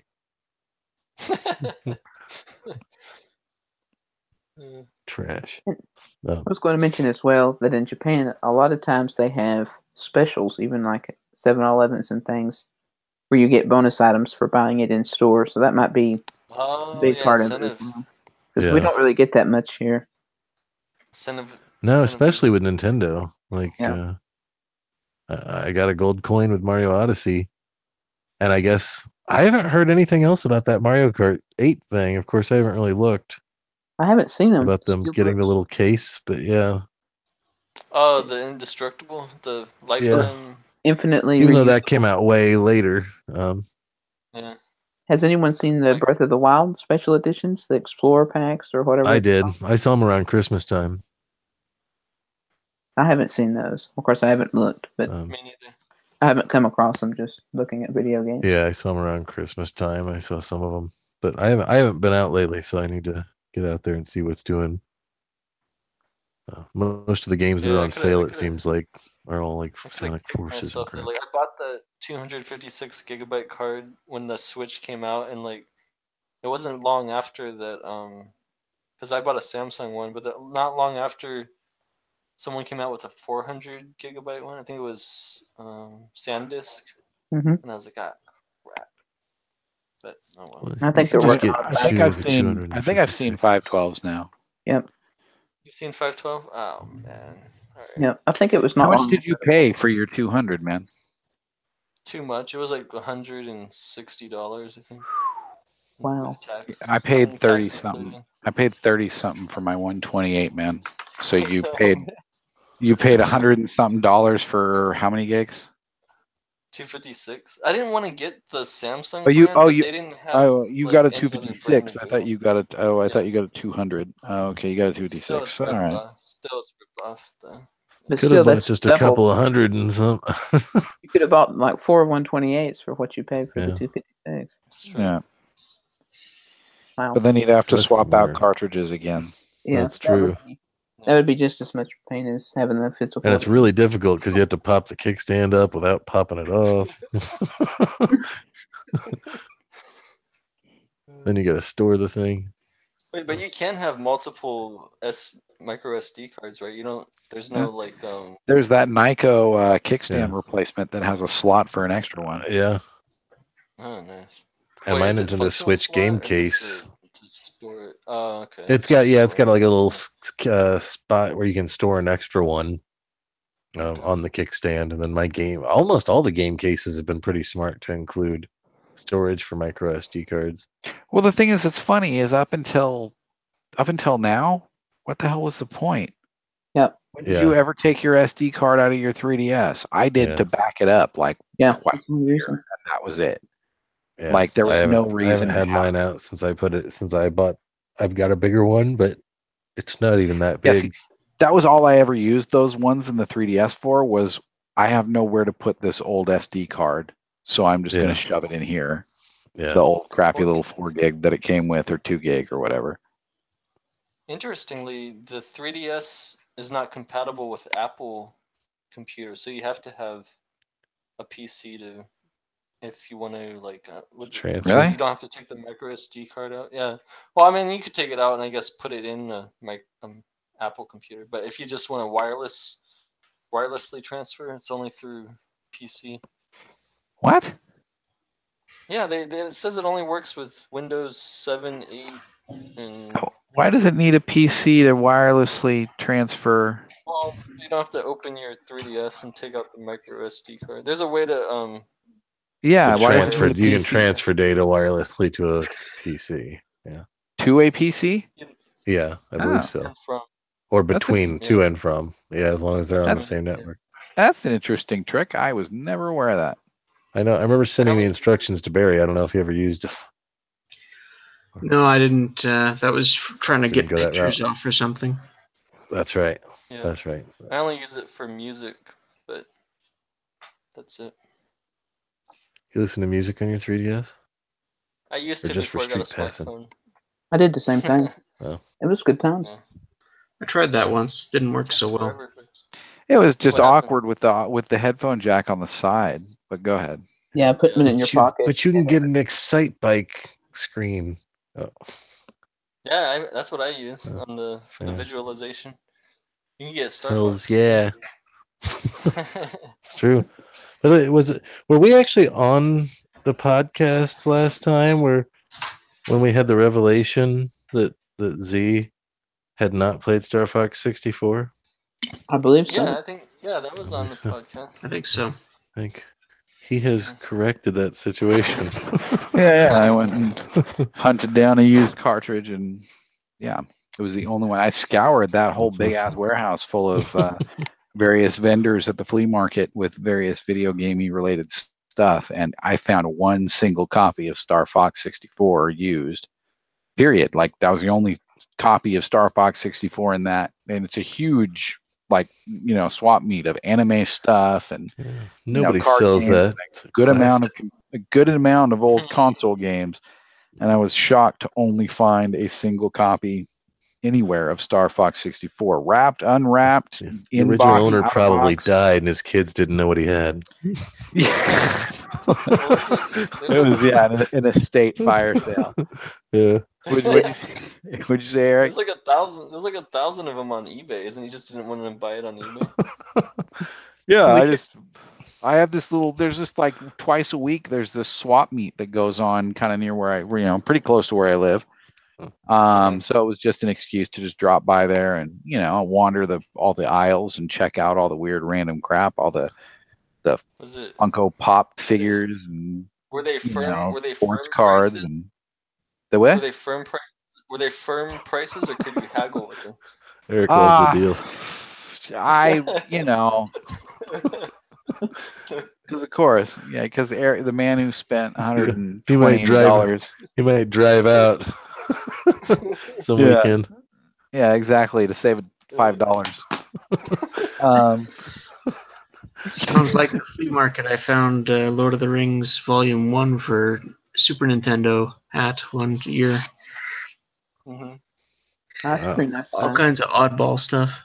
I forgot. I think they had a Lord of the Hobbit Rings too game for Super Nintendo. I think you might be right about that. I think I remember the Hobbit. Yeah. The Lego one. Yeah, but that's post Not the Super movie. Nintendo. Yeah. And by the way, I just want to clarify. You mean Star Fox 64 3D, not the original? Well, yeah, I'm for sorry. 3D. Well, yeah. Oh lordy, 3DS yeah. still. We should clarify. Yeah, I was buying it for the 3DS. Yeah, no, picking up an original. But that's fine. Star Fox 64. I'm sure there's a few around, but I don't think I probably want to pay. It still counts. As long as now you can finally understand when Jason says do a barrel roll, you'll finally get the reference. I get the reference. I mean, again, I checked out the Star Fox, the original Star Fox, and and Star Fox Command, both of which left me very unimpressed, and then Star Fox Zero. Those were my three experiences. Yeah. Yeah. So strike three. I think he would appreciate it's time to show the monkeys who's boss more than do a barrel roll. That's true. Since he is NESMaker. Right. But I was thinking of Nintendo's various franchises, and you've got the obvious huge ones like the Mario and Metroid and Zelda, and then you've got sort of the smaller ones like the Star Fox, maybe Pikmin. Do you think that the popularity of Splatoon in Japan is such that it's transitioning from that second group up to a big one? I think it is. Oh, yeah. I think it's a big. I put it right up there with the big one. Although I still think Star Fox is bigger than like a Metroid or something like that. I think Star Fox is bigger than Metroid. Yeah. Yeah, but they've never really been able to do anything good with it past. But I definitely feel Splatoon, especially in a time when the Wii U was out, for anything to sell more than 1 million copies on Wii U.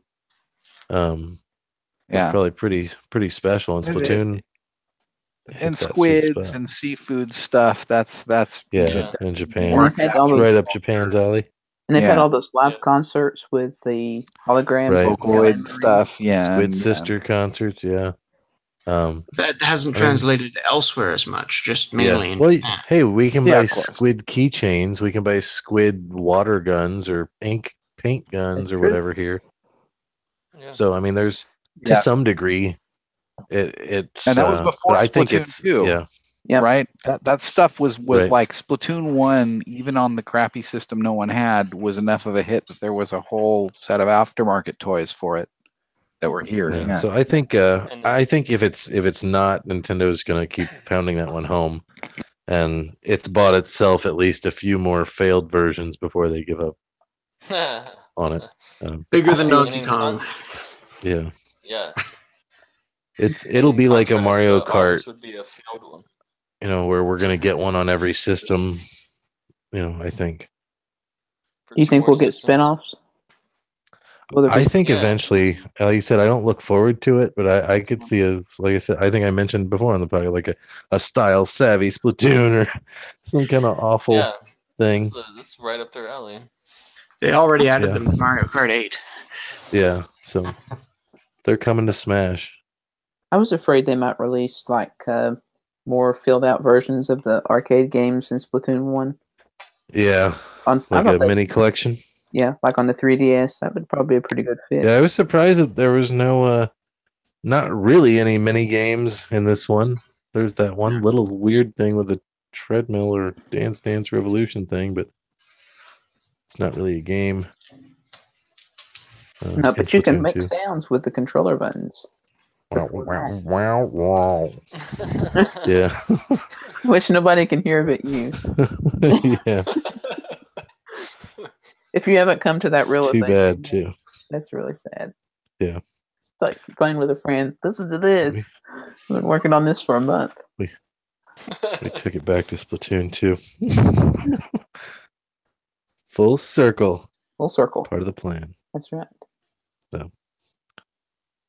So another one of our recurring topics here on the podcast is GameStop.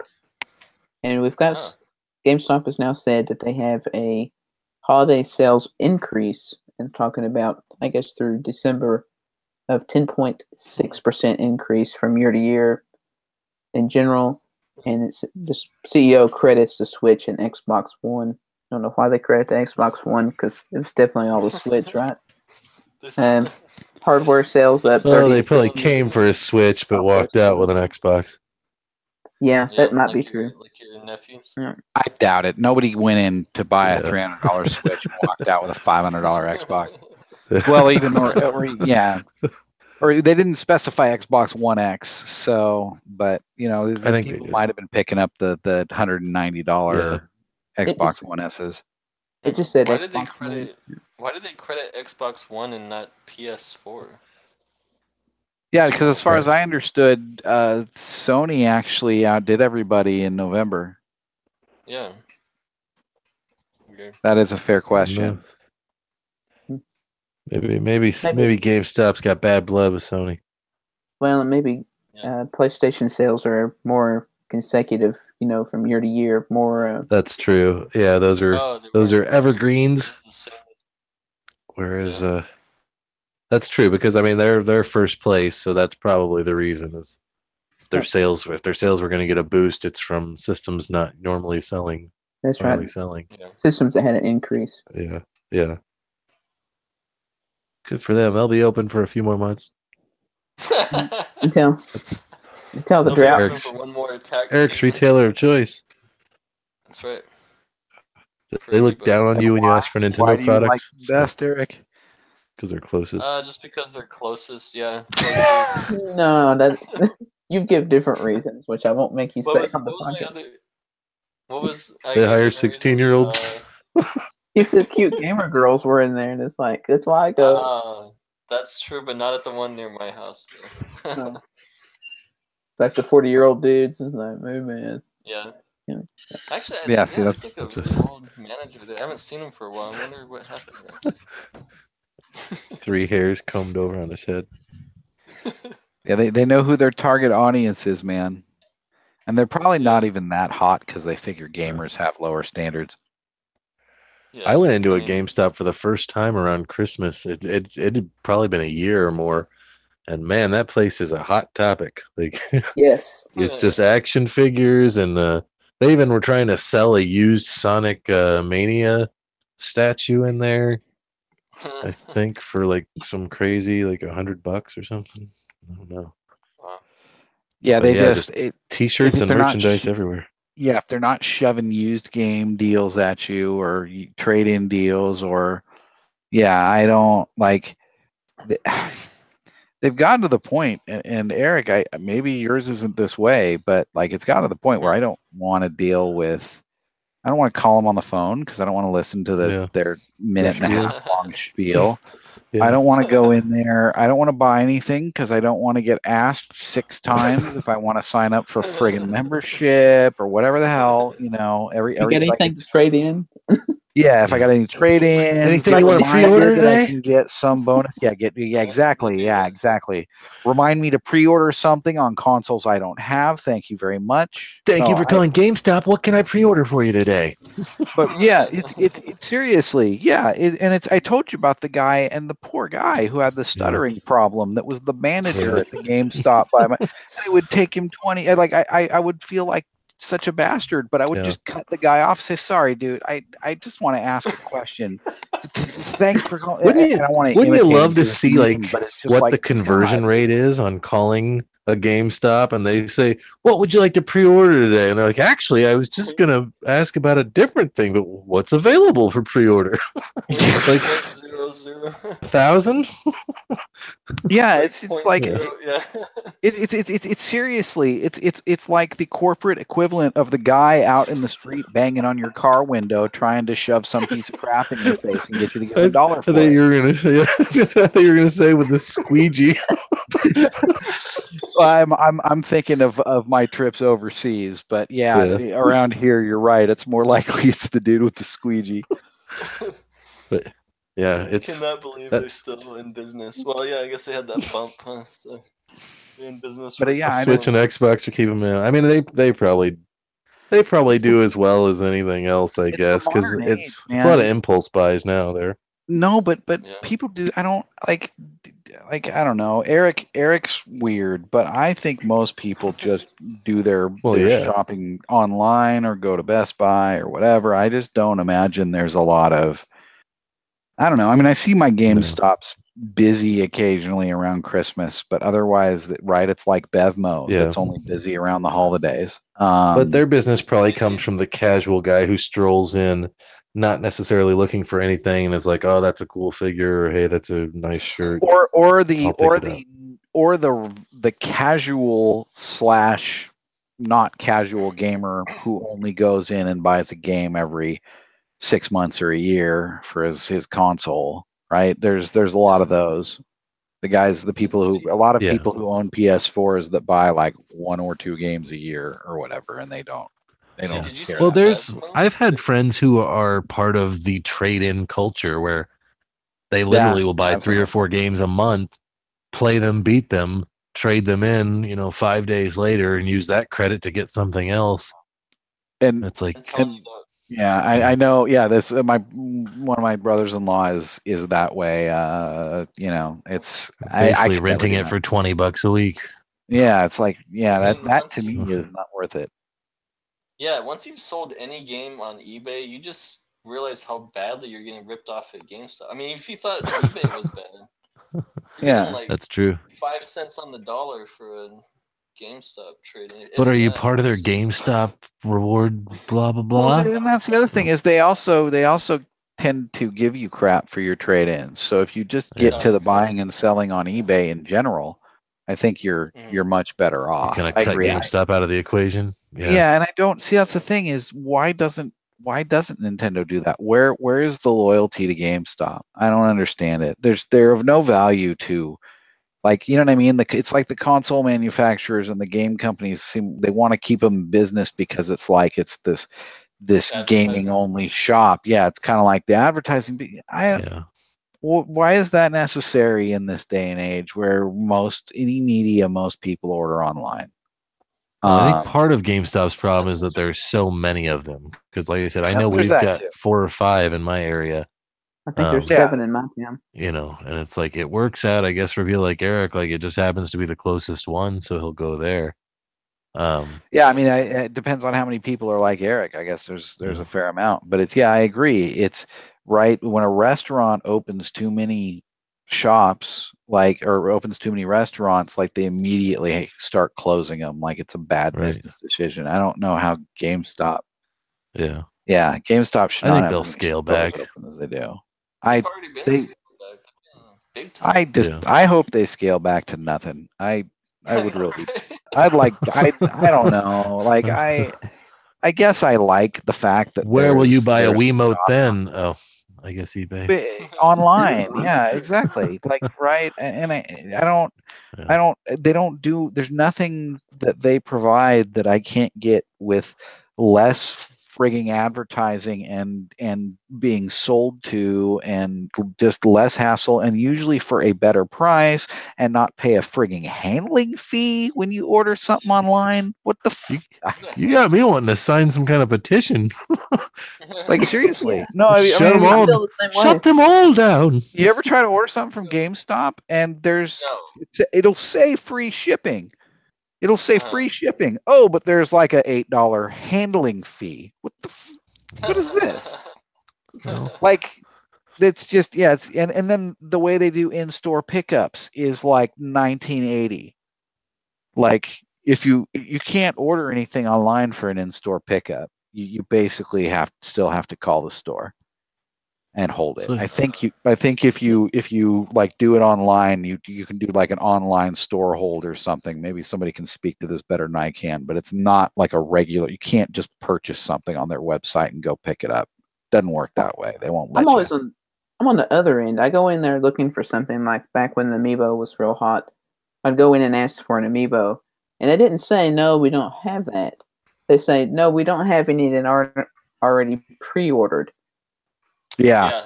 Ran all over me, and it's like, so you've got them, but you won't sell them. So, or they sold out that morning or something. Yeah. Well, no, it's like, no, we've got 20 or 30 in the back, but they're all for people to come pick up. Yeah, that's understandable, but B, GameStop should know by now that GameStop is the secondary pre-order location for everybody. Right. Half the pre-orders don't get picked up, I'm sure. Sorry, go ahead. Well, technically, no. They've got EB Games, which does pretty much exactly the same thing and gets the Pokemon distributions and stuff like that. So, I bought my original Game Boy Advance at EB Games. I liked EB Games better. I did too. I don't know if they're even in the U.S. anymore. I think they were bought out by GameStop. The ones here were. No. And Babbage's was a thing too. For a while, we had an EB and a GameStop in the same mall, and then when they went out, we had two GameStops in the same mall that were within a stone's throw of each other, and it's just like, really? And it's like you go in one, and it's like, no, man, you need to go to the other store. That's that oversaturation. Do you guys have this? I don't know. Let me call our other store. Yeah. Is there little online gaming site still up called Congregate? I don't hear them talk about it anymore.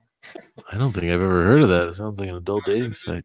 No, it's a GameStop site. I remember that. I don't know if it's still in business. See, I even hate hearing their advertisements when they go in, because they always have a TV on with really horrible reviews of games. It's like, this is the best game ever. You need to buy this. Like, no, it's not. They need to have a Switch demo station, or maybe they do. No, they don't. They did have Wii U though. So I guess what we can take from that article is that Z has some strong opinions about GameStop. They are an artifact from a bygone era, and they need to just.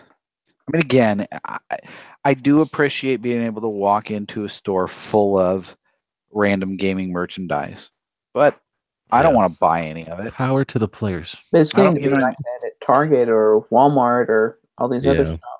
Yeah, I mean, there's enough. Yeah, there's enough other outlets for it, and again, probably like Walmart particularly, but yeah, Best Buy is good, and for your modern mass-produced product, online is fine. Like, you know what I mean, food and clothes and those kinds of things. I get people that don't order those online. I don't, but some people do. But right, for media and toys and those kinds of things, that's. What if you wanted like day one, like the Switch? Most places will ship it to you launch day these days. Yeah, I got it. And you know what? Because our GameStops always seem like they're somehow slightly more expensive, and I know there's sometimes it's because they're in a mall.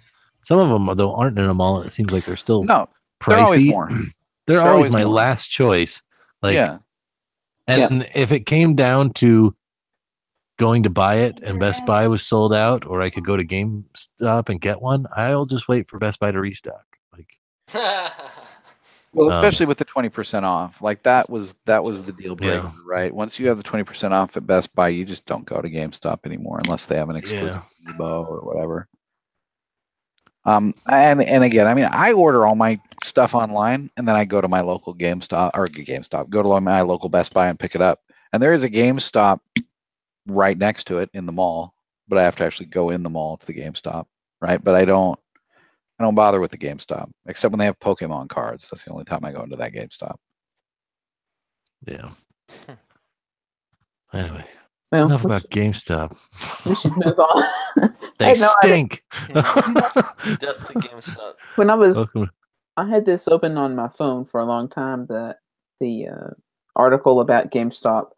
I debated so long about whether or not to put it into the podcast. I had no idea. Like, when's the last time we had a crap on GameStop segment?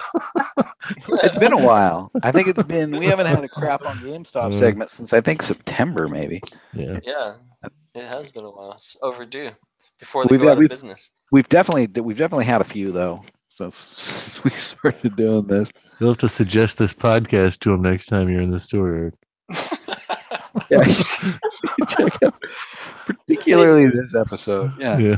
Get some business cards printed up and just have a link to this printed on it. QR code. That puts you exactly that it skips directly to the start of the GameStop conversation. We'll just clip it out and trim it towards this standalone episode, and then we'll lose another viewer. So. Yeah. Oh. All right. So moving on, we've got a list of things here that have come out recently or have been announced that are some really bizarre things. And I'm going to start out with what I think is the weirdest thing I've heard of or seen in a long time. And it is Bakuchou Bar Hunter coming to the 3DS. It's sort of like Pokemon crossed with fishing. Well, I call it Barcodimon. Crossed with don't forget Face Raiders. That's right, because it's like an AR thing with the fish are like flying around in the air around you, and you have to fish. You have to catch them. And it also uses this barcodes. Is Japan only, right? And it's a barcode reader. And it does barcodes and QR codes. Yeah, it's like every gimmick that the 3DS can possibly do all rolled into one.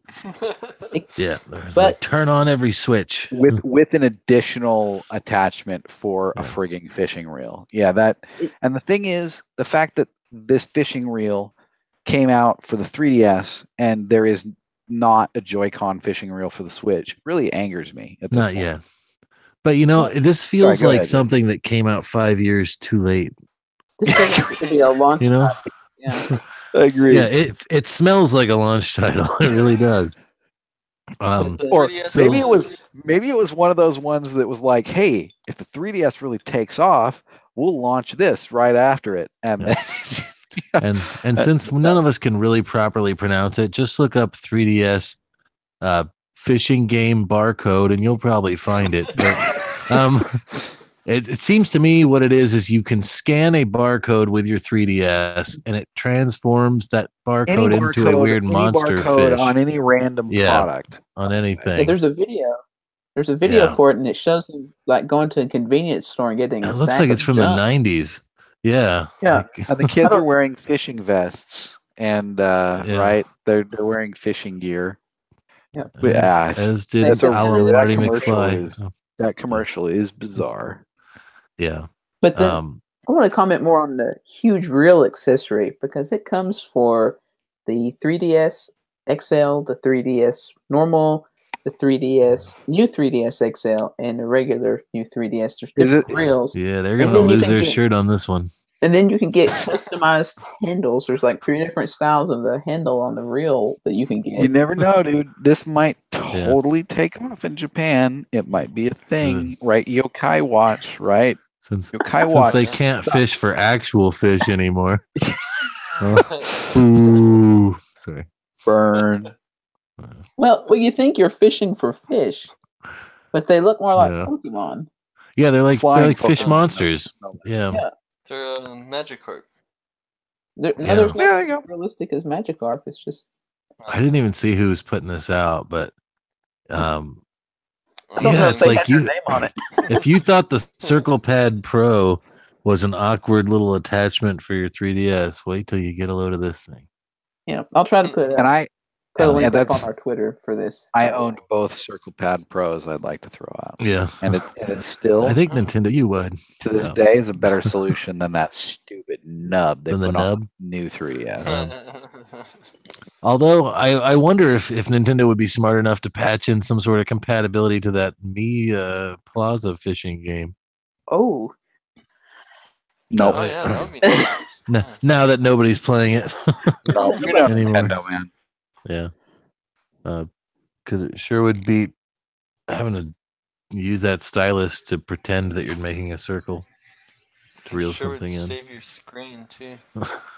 Oh yeah, no, I'm glad I used screen protectors. I went through a couple of them on that fishing game because I had the big circular. Like at some point, I figured I was just gonna cut a circular spot out of the screen protector. I just did a diagonal left to right, and it seemed to think I was doing a circle. Dan, you're the kind of person that would game the old Wiimote stuff and figure it out. Like, I remember this one kid that used to be able to bowl. This kid that used to be able to bowl strikes using the weirdest hand gesture you could possibly imagine. Yeah, you can't do that with 1-to-1 anymore. You actually have to be good now. I know my 70-something-year-old mother hates the bowling on the Wii U because it's too, She had figured out how to game the she was bowling 300 games on the old Wii, but she hates it now. I love waggle control. Waggle control makes you a winner. If it came to the US, would anybody, other than Z, would anybody buy it? No. Now come on. It would depend on how much. Look at it. You know what? Actually, it looked to me like it looked like it was 48,000 yen over there, or is that 4,800 or whatever? But basically $50. It looked like it was $50, which really, for a 3DS game, and that's just the accessory. Oh, that's for the game. Oh, itself. I assume that's with the game. And people thought the 3DS was dead. Yeah. It lives. That to me says it is. That's the 3DS jumping the shark right there. It seems like they're really going all out for maybe it's just been in development that long. No, I think that's something that they've sat on and they decided, well, if we ever it's now or never. It's now or never. Yeah, like, watch them sneak a sequel to Animal Crossing, a legitimate sequel on the 3DS. No, that would and then you have to have that fishing reel to do the fishing in the Animal Crossing. Yeah, hopefully they keep it like it is in the mobile. That's the one thing I liked about it. That sucked. That's not real fishing. It's easier though. Yeah. That's just wait and tap. That's like playing a JRPG where it's like, I watch a 5-minute cutscene, then I click a few times, then I watch another 5-minute cutscene. It's like you're clicking out. That's not a game. Yeah, that's an interactive. That's an interactive movie. When you got to catch 3,000 of them, I'll take it. In 20 minutes. Yeah. But see, that's how they make up for the fact that there's no real action. Yeah, I don't ever see that coming to the US. In fact, I see this as one of those oddities that you see on YouTube in 10 years. Like, did you know that this was a thing? Just kind of like the orthoscopic surgery thing for the Wii U. There was an orthoscopic surgery thing for the Wii U. Yeah, it was a game for surgeons to practice. Didn't a friend of the podcast? Didn't a friend of the podcast actually pick that up, or was she just talking about it? I think she thought it was cool, but I forget what the price tag on that thing was. It was expensive. But I thought T was talking about actually getting that at some point, but maybe not. But yeah, it reeks of collector's item. Yeah. Be curious to see how much it is on PlayAsia when it actually comes out. If it actually sells out and so forth. Laparoscopy, wasn't it? Yeah, it might have been. But the the thing is, if the software is Japan only, there's not even really a reason to go and play Asia for it. Yeah, unless you have the. I can't believe. I can't believe I passed on the opportunity to pick up a Japanese 3DS when I was in Japan, and could have gotten it, for cheap standard retail. I could have gotten a used one cheap. I saw them. They were selling like just used ones for like, $40, $50. But no big deal because Detective Pikachu's here now. Yeah, fair enough. If you'd only known about this game beforehand. Yeah, nah. Yeah. You would have. If it was 5 years ago, you would have bought it. Yep. Okay, fair enough. Or the wife would have. But with the 3DS being pretty much dead, this is something that, yeah. But I think we will get all kinds of wacky stuff like this for the Switch. We'll see. We've already got the Mario Kart wheel. The other stuff's not too far behind. Mario Kart wheel is for the Switch? Yeah. But They're Joy-Con. I didn't know that. They come in 2 packs for $12, man. Pick them up. You can get a red and a blue one. Oh, they have those GameStop too. I is just got 400. 4 of the default, Nintendo branded, because the red and the blues are Hori branded. Although Hori probably made the Nintendo ones anyway, but So yeah. they have a slot for you to put the Joy-Con in? yeah, and it's weird sideways. because they're not symmetrical. So there's a gap depending on if you use like the left, whichever Joy-Con, one of them has a gap on the left side, one of them has a gap on the right side. Yeah. It's weird. Or you Right, can just play, because depending which one you use, the trigger will be on the other side or whatever, so it has to be kind of universal for both. It's awkward. And it's tiny. Like, it's, you know what I mean? It's like they just keep getting smaller. Yeah, it's like you're trying to drive with like a coaster or like the lid of a pickle jar or something. You know what I mean? It's not a big enough wheel. Like it's you know what I mean? It's like if you were just to put your 2 fists together and try to twist them around and steer that way. It's basically what you're doing with this little wheel, dude. It's tiny. Should come out with a piece of foam that goes into the old Wiimote ones, and there you go. That's something. Reuse those. eBay, Barry. There you go. If you can figure out a way to mass produce that, you could totally. Yeah. I would buy those off you in a heartbeat. Very. We're smart enough never clever. to make a Mario Kart wheel for the Wii U gamepad, though. I don't think, right? Oh my lord! If one exists, I must have it. Couldn't you just use a real steering wheel? It's like a semi-steering wheel. Go to a junkyard, get a steering wheel off a car. Oh my god, you could totally rig something up. Pop out the airbag portion and I gotta check out. Yeah. Oh yeah, there you go, man. Genius. Let's crowdfund this. Yeah, that's a project for somebody more industrious than any of us, but we'll put our official stamp on it in a way. Podcast. How much is the wheel for the Switch? $10 maybe. For 2 of them. Yeah. Oh, okay. It's a 2. And you could sell one of them on eBay. But you need one. You got to play with your sister or something, right, man? Yeah.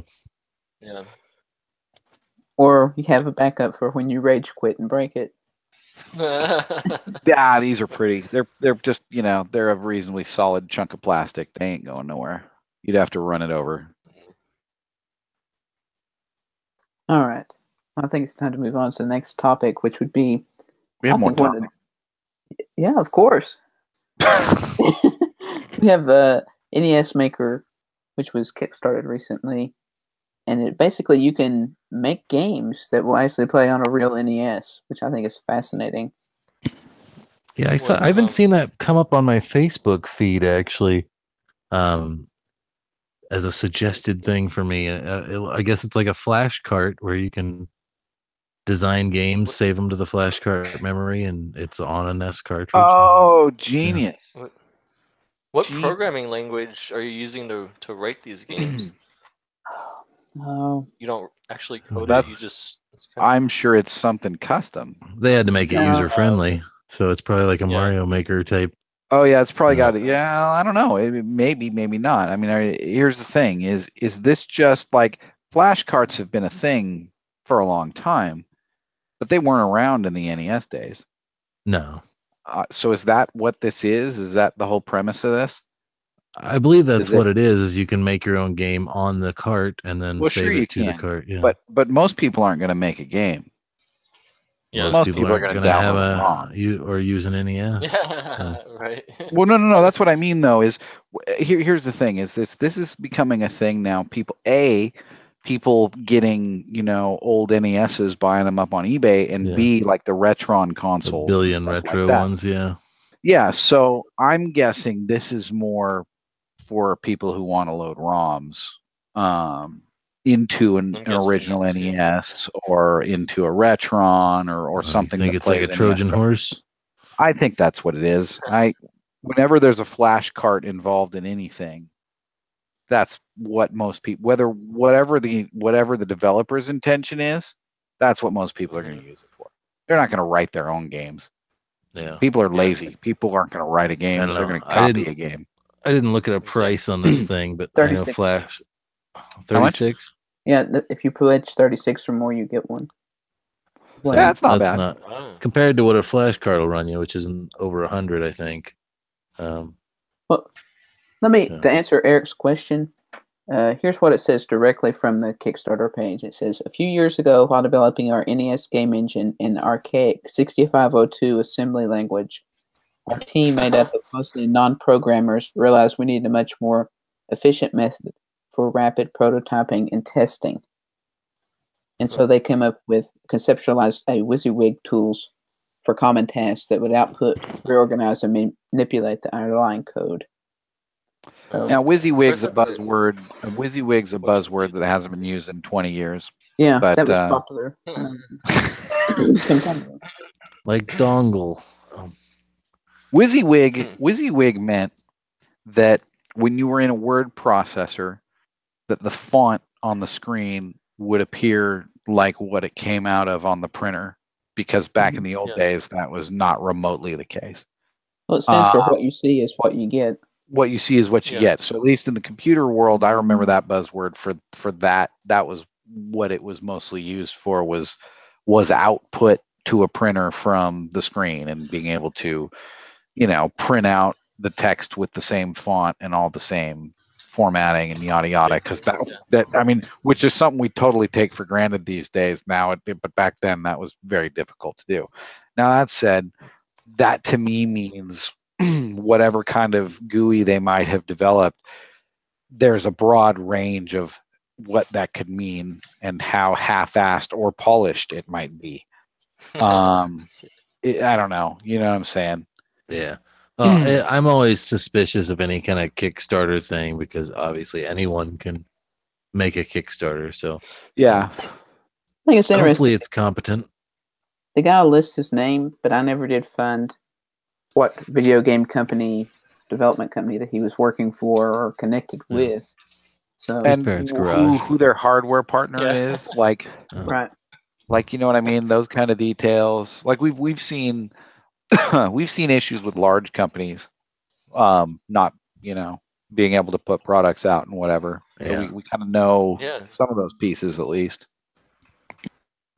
Mom's basement software. Exactly. That's how Bezos started, though. Yeah, and Apple and everything. Everything. I mean, I think he would might do well to try to sell this to somebody like Retrobit, who's into making these things already, and just say, "Hey guys, to Retrobit." It's a pretty niche. It's a pretty niche audience.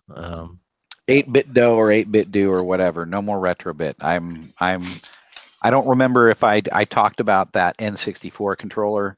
You haven't talked about the controllers yet. Go ahead and no, the N64 controller I picked up, the Retrobit one. It's just 8-bit dough's current line of products are at least as polished. Well, they're about as polished as what Nintendo puts out.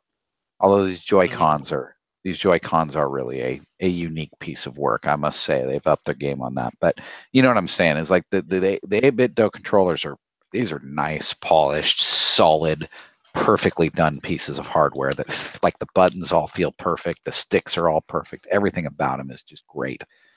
That that N64 remake, I kind of showed you guys a little video of it last week. It's like the buttons are wobbly, the stick is really stiff and springy, in like it's not smooth and consistent.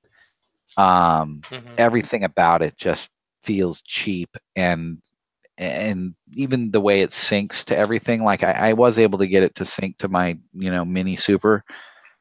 The buttons don't quite map right, and just everything about it is just hokier and buggier and just not as good. So, and that was the Retrobit product, which 8BitDo's name is on it, but Retrobit was the company that put it out and supported it, and then subsequently immediately killed it. So there's no support available for it. There's no more firmware updates, no nothing. It's a dead product. I don't know if maybe 8BitDo did like the mold, and then Retrobit actually put the electronics and components inside of it or something. Or 8BitDo gave them the specs, and they said it looks cool. I mean, it's got the little hole on the back for the where you put the rumble pack, even though nothing attaches there.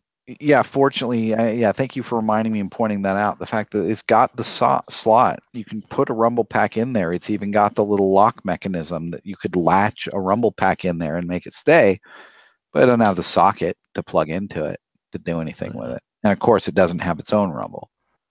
So it's just, I don't know, it just feels kind of half-assed in a way that the current round of 8BitDo only products do not. And another thing that's funny, on 8BitDo's site, they have a collaborations link at the bottom, and then like about us and whatever.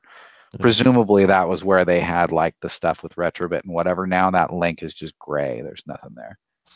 Can't really blame them. So I have a feeling that they probably did work with Retrobit and decided, hey, these products kind of suck. These aren't good enough. And so they probably ended that relationship, and now they're developed with some other hardware partner on their own or something, and doing it, putting them out on their own. And now they are, again, I can't, talk about these things enough. They're at least these.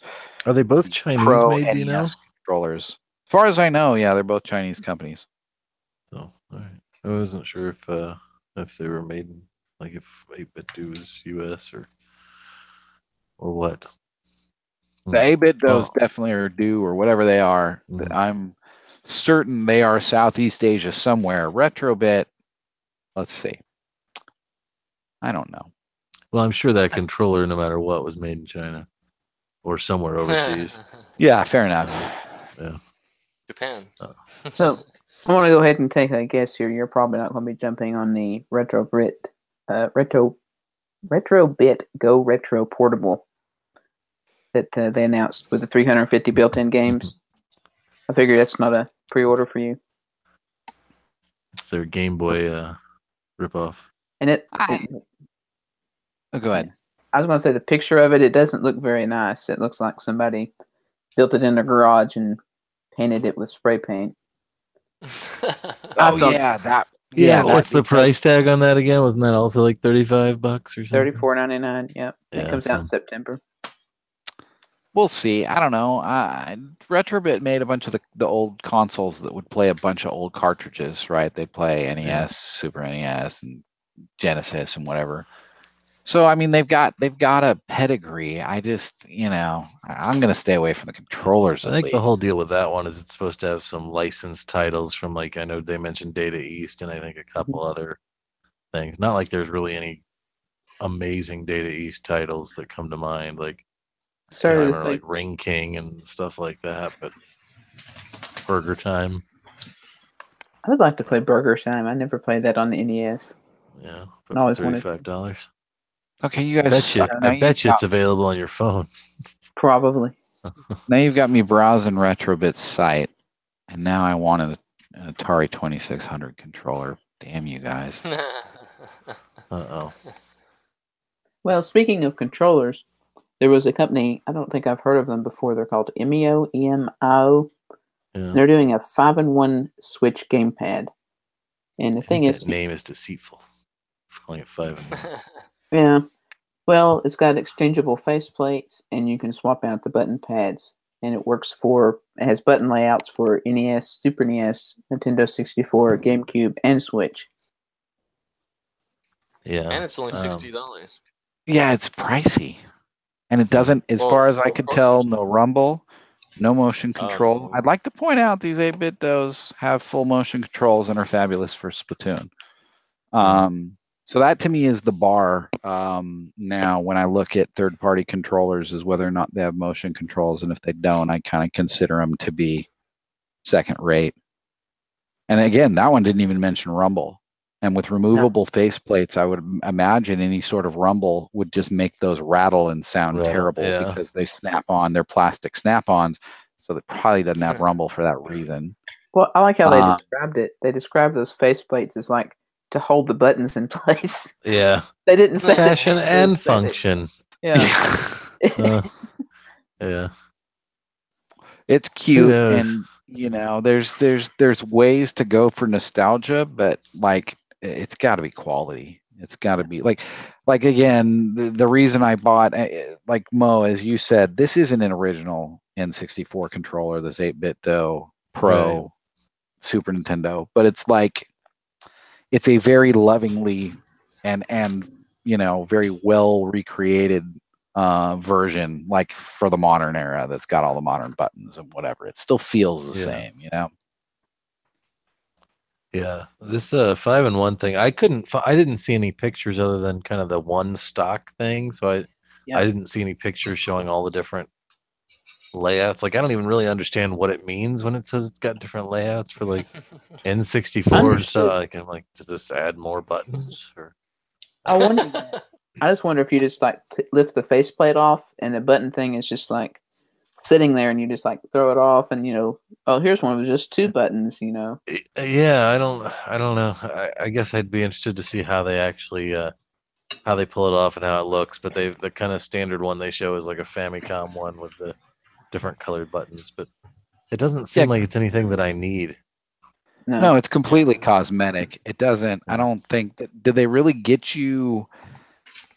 I mean, you know what I mean? It's not an original NES. They throw that buzzword Nintendo Switch on it, I think. Yeah, exactly. Yeah, that's a big part of it. But it's basically you can get a Pro controller for that. Yeah, almost. Yeah, 70. It's designed to go with your 70. Pro controller 70. $10. Except maybe for you, unless it's a Xenoblade or a Splatoon 2. And then those were 75. You're right. It was. I don't know. I thought it was 80, but I forget now. That's GameStop overcharging you, man. Yeah. That's Canadian pricing. That's the GameStop. That's the GameStop tax. The handling fee. Well, we should probably move on to wrapping up with our final topic. The one you mentioned in the beginning? The one that I mentioned in the very beginning. If you made it all the way through, thank you for listening. Nintendo. It's going to pay off now. It's going to pay off now. That's right. Thank you for skipping through the last hour. Yep. So Nintendo, coming off of being sued themselves, is now in turn suing a mobile developer called Colopl. I believe it's Colopl Company Limited. So they have a game called Nekoshiro Project, which translates to White Cat Project. And basically, Nintendo is saying they have used special technology used to operate a joystick over a touch panel, meaning a phone screen. And it's comparing it to the Nintendo DS wrist strap, which you could use to use your stylus with. Wait, what? Yeah. That's the picture that I saw. We're doing it for 40 minutes. It almost smells like one of those lawsuits against Nintendo, doesn't it? Yeah. Like, what the hell? Like, I don't... This seems beneath them. Yeah. Well, apparently a lot of other people feel that way, too. Yeah. Well, yeah. That's... Like, I mean, that pretty much, to me, confirms everything I've said over the past year. Or everything we've all said over the past year about Nintendo, like the general attitude of the company taking a sinister turn. You know? Yeah, especially when they partnered with Tencent. Well, I think part of it that burned them up is the fact that this has been probably a very successful game. Yeah, I was going to say this is in the top 50 in the iOS charts in Japan. And they also pointed out that there's, dozens of other games that use the same, type of setup as this Nintendo's launchpad into, they're going to sue one and then sue the rest. I wonder if Mitomo's in that top 15 or 50. Probably not. Probably not. Is this Nintendo getting rid of their competitors? Yeah. That's kind of what I wondered, but luckily it spawned a movement on Twitter. That's right. Do not forgive Nintendo. Yep, the hashtag Do Not Forgive Nintendo has had over 600,000 mentions as fans of this game have said, "We've had enough of this silliness, Nintendo. Stop it." Yeah. Well, I think sure that hashtags can get applied. There's a lot of things we could apply that hashtag to. Yeah. We may have part of their suit specifically mentions that they want the manufacturer to quit, to basically remove the game from the mobile shop so it can't be downloaded and played. And there's a lot of people obviously who are enjoying this game, so now that Nintendo's saying this game must be stopped, people are saying they do not forgive Nintendo. I feel the same way about the mini direct. I feel the same way about the Wii U. Yeah. Like I said, this is the perfect hashtag. If somebody could have created a hashtag for our podcast, it would be "Do Not Forgive Nintendo." Mario Kart Deluxe. That's right. This one's gonna NES Classic. This one will just keep coming up over and over and over, hopefully for years. I hope this has a very long life to it. But, which countless amiibos. The Adventures of Link. Yeah. Unfortunately, Nintendo, as long as they continue to make cool stuff, we might not forget. This is Zelda 2, man. Oh, you should check it out on the 3DS eShop. That was the subtitle for it? Yep. Yeah. The Adventure of Link. Yeah. That was classic. That's really hard. It was incredibly late, and it was one of their first, at least that I remember, one of their first running scarce tactics. And then when it came out, it was kind of buggy and kind of sucked. I'm sure to say, if you've played it, you would understand completely. But no, I always likened it to Castlevania 2. It's like they have a really successful game, and then they follow it up with a sequel that bears a little resemblance. Very little to the original. It's like they're just like, well, the first one was such a success, let's make a second one that's nothing like the first one. You mean it's like how they've done with Animal Crossing New Leaf and the Happy Home Designer? But you know what? It's also, it has worked before in Super Mario Brothers 2. Yeah, I would love another Super Mario Brothers 2 game. Super Mario Brothers 2 was not much. I mean, it was a different game in the US. But yeah, exactly. That was the thing, is that was kind of a unique, weird situation, because Super Mario Brothers 2 proper was exactly what you would have expected. Yeah. Right? And rightly so, did not get released. And then 3 went back to, right, at least in the US, 3 was back to that kind of same formula. Kind of. So much different. There's an overworld. Yeah. So much cooler. It was expanded. No, it was the same formula. It was expanded in all sorts of ways, but it was still the core formula was there. Whereas the core formula in American Super Mario Brothers 2 was not really the same core formula. Panic. Yeah. There was no vegetables being tossed at angry frogs. Yeah. Or rats. I spoiled the end of the game. Those characters. Spoiler. Memorable. The Shy Guys the bosses were unique. Yeah. They were kind of cool. The Shy Guys did carry over. That's a good point. And we have Birdie's got a pretty mouth. So did Birdo. Like, yeah, no, there's And then remember, I was genuinely happy to see in 3D World that they brought back the same 4-character setup with the same standard abilities. Like that was a very good throwback to American Super Mario 2. I thought that was great. Rosalina came. Spoilers. Yeah, they screwed it all up. But yeah, it's a. I hope that hashtag lives on, and it will. People continue to give Nintendo shit because it's like for every good thing they do, they always do something. Something horrible. For every good thing they do about 5 bad, stupid, bewildering.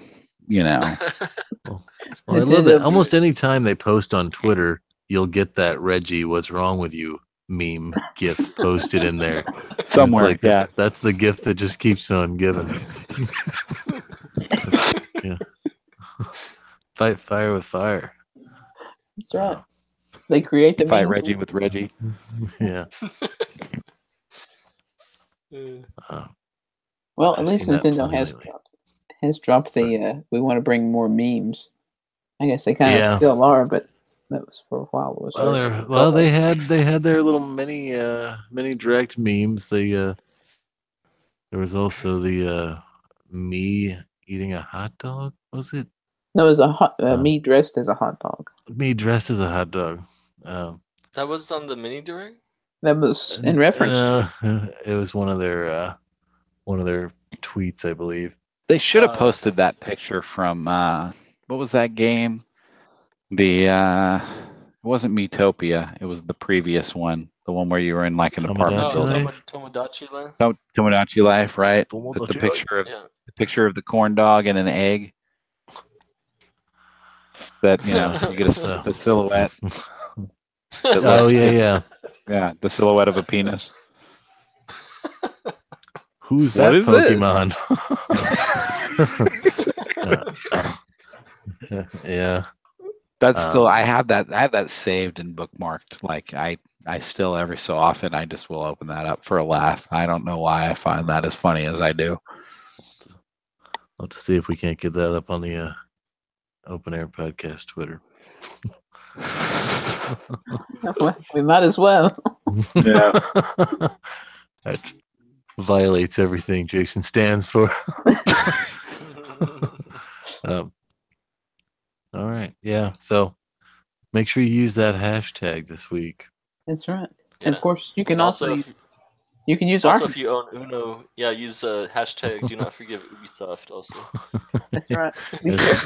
There's enough hate to spread around to all the countries. Yeah. And of course, do not forgive EA. So do not forgive EA was the next one. Well, you don't forgive you don't forgive somebody who's just evil, like, right? If somebody, if a warlord raids your town, there's no forgiving that guy. Yeah. Like, you could throw Konami in. You don't even have to talk about that. Yeah, don't forgive EA goes without saying. It's like, yeah, don't forgive Hitler is not true. really a thing. Yeah. Who's gonna forgive? Right. We'll see. There's a great connection between EA and that's wonderful. They're very similar. But what were you saying, Jason? You can also use the hashtag NOA podcast. Yeah, it's hashtag NOA podcast. So if you see something you want to tag us with, it's where you got a great line from one of our episodes, or perhaps you have a meme from one of our episodes, hit us up and tag us. So I guess we're going to wrap it up before things go any further. Get out of hand. Slightly. So, as always, thanks for watching. I'm glad you're here. And you can check out new episodes every Thursday. Especially want to say a shout out to Barry for joining us again. We had fun with you, man. Hope you can come again. Yeah, thanks, Barry. Oh, it's good to be here again. Cool. So, as always, you can watch us here on YouTube. You can follow us at NOA Podcast on Twitter. And, of course, on Stitcher and iTunes. So, we'll see you next week. Have a good night. Good night. Good night. Good night.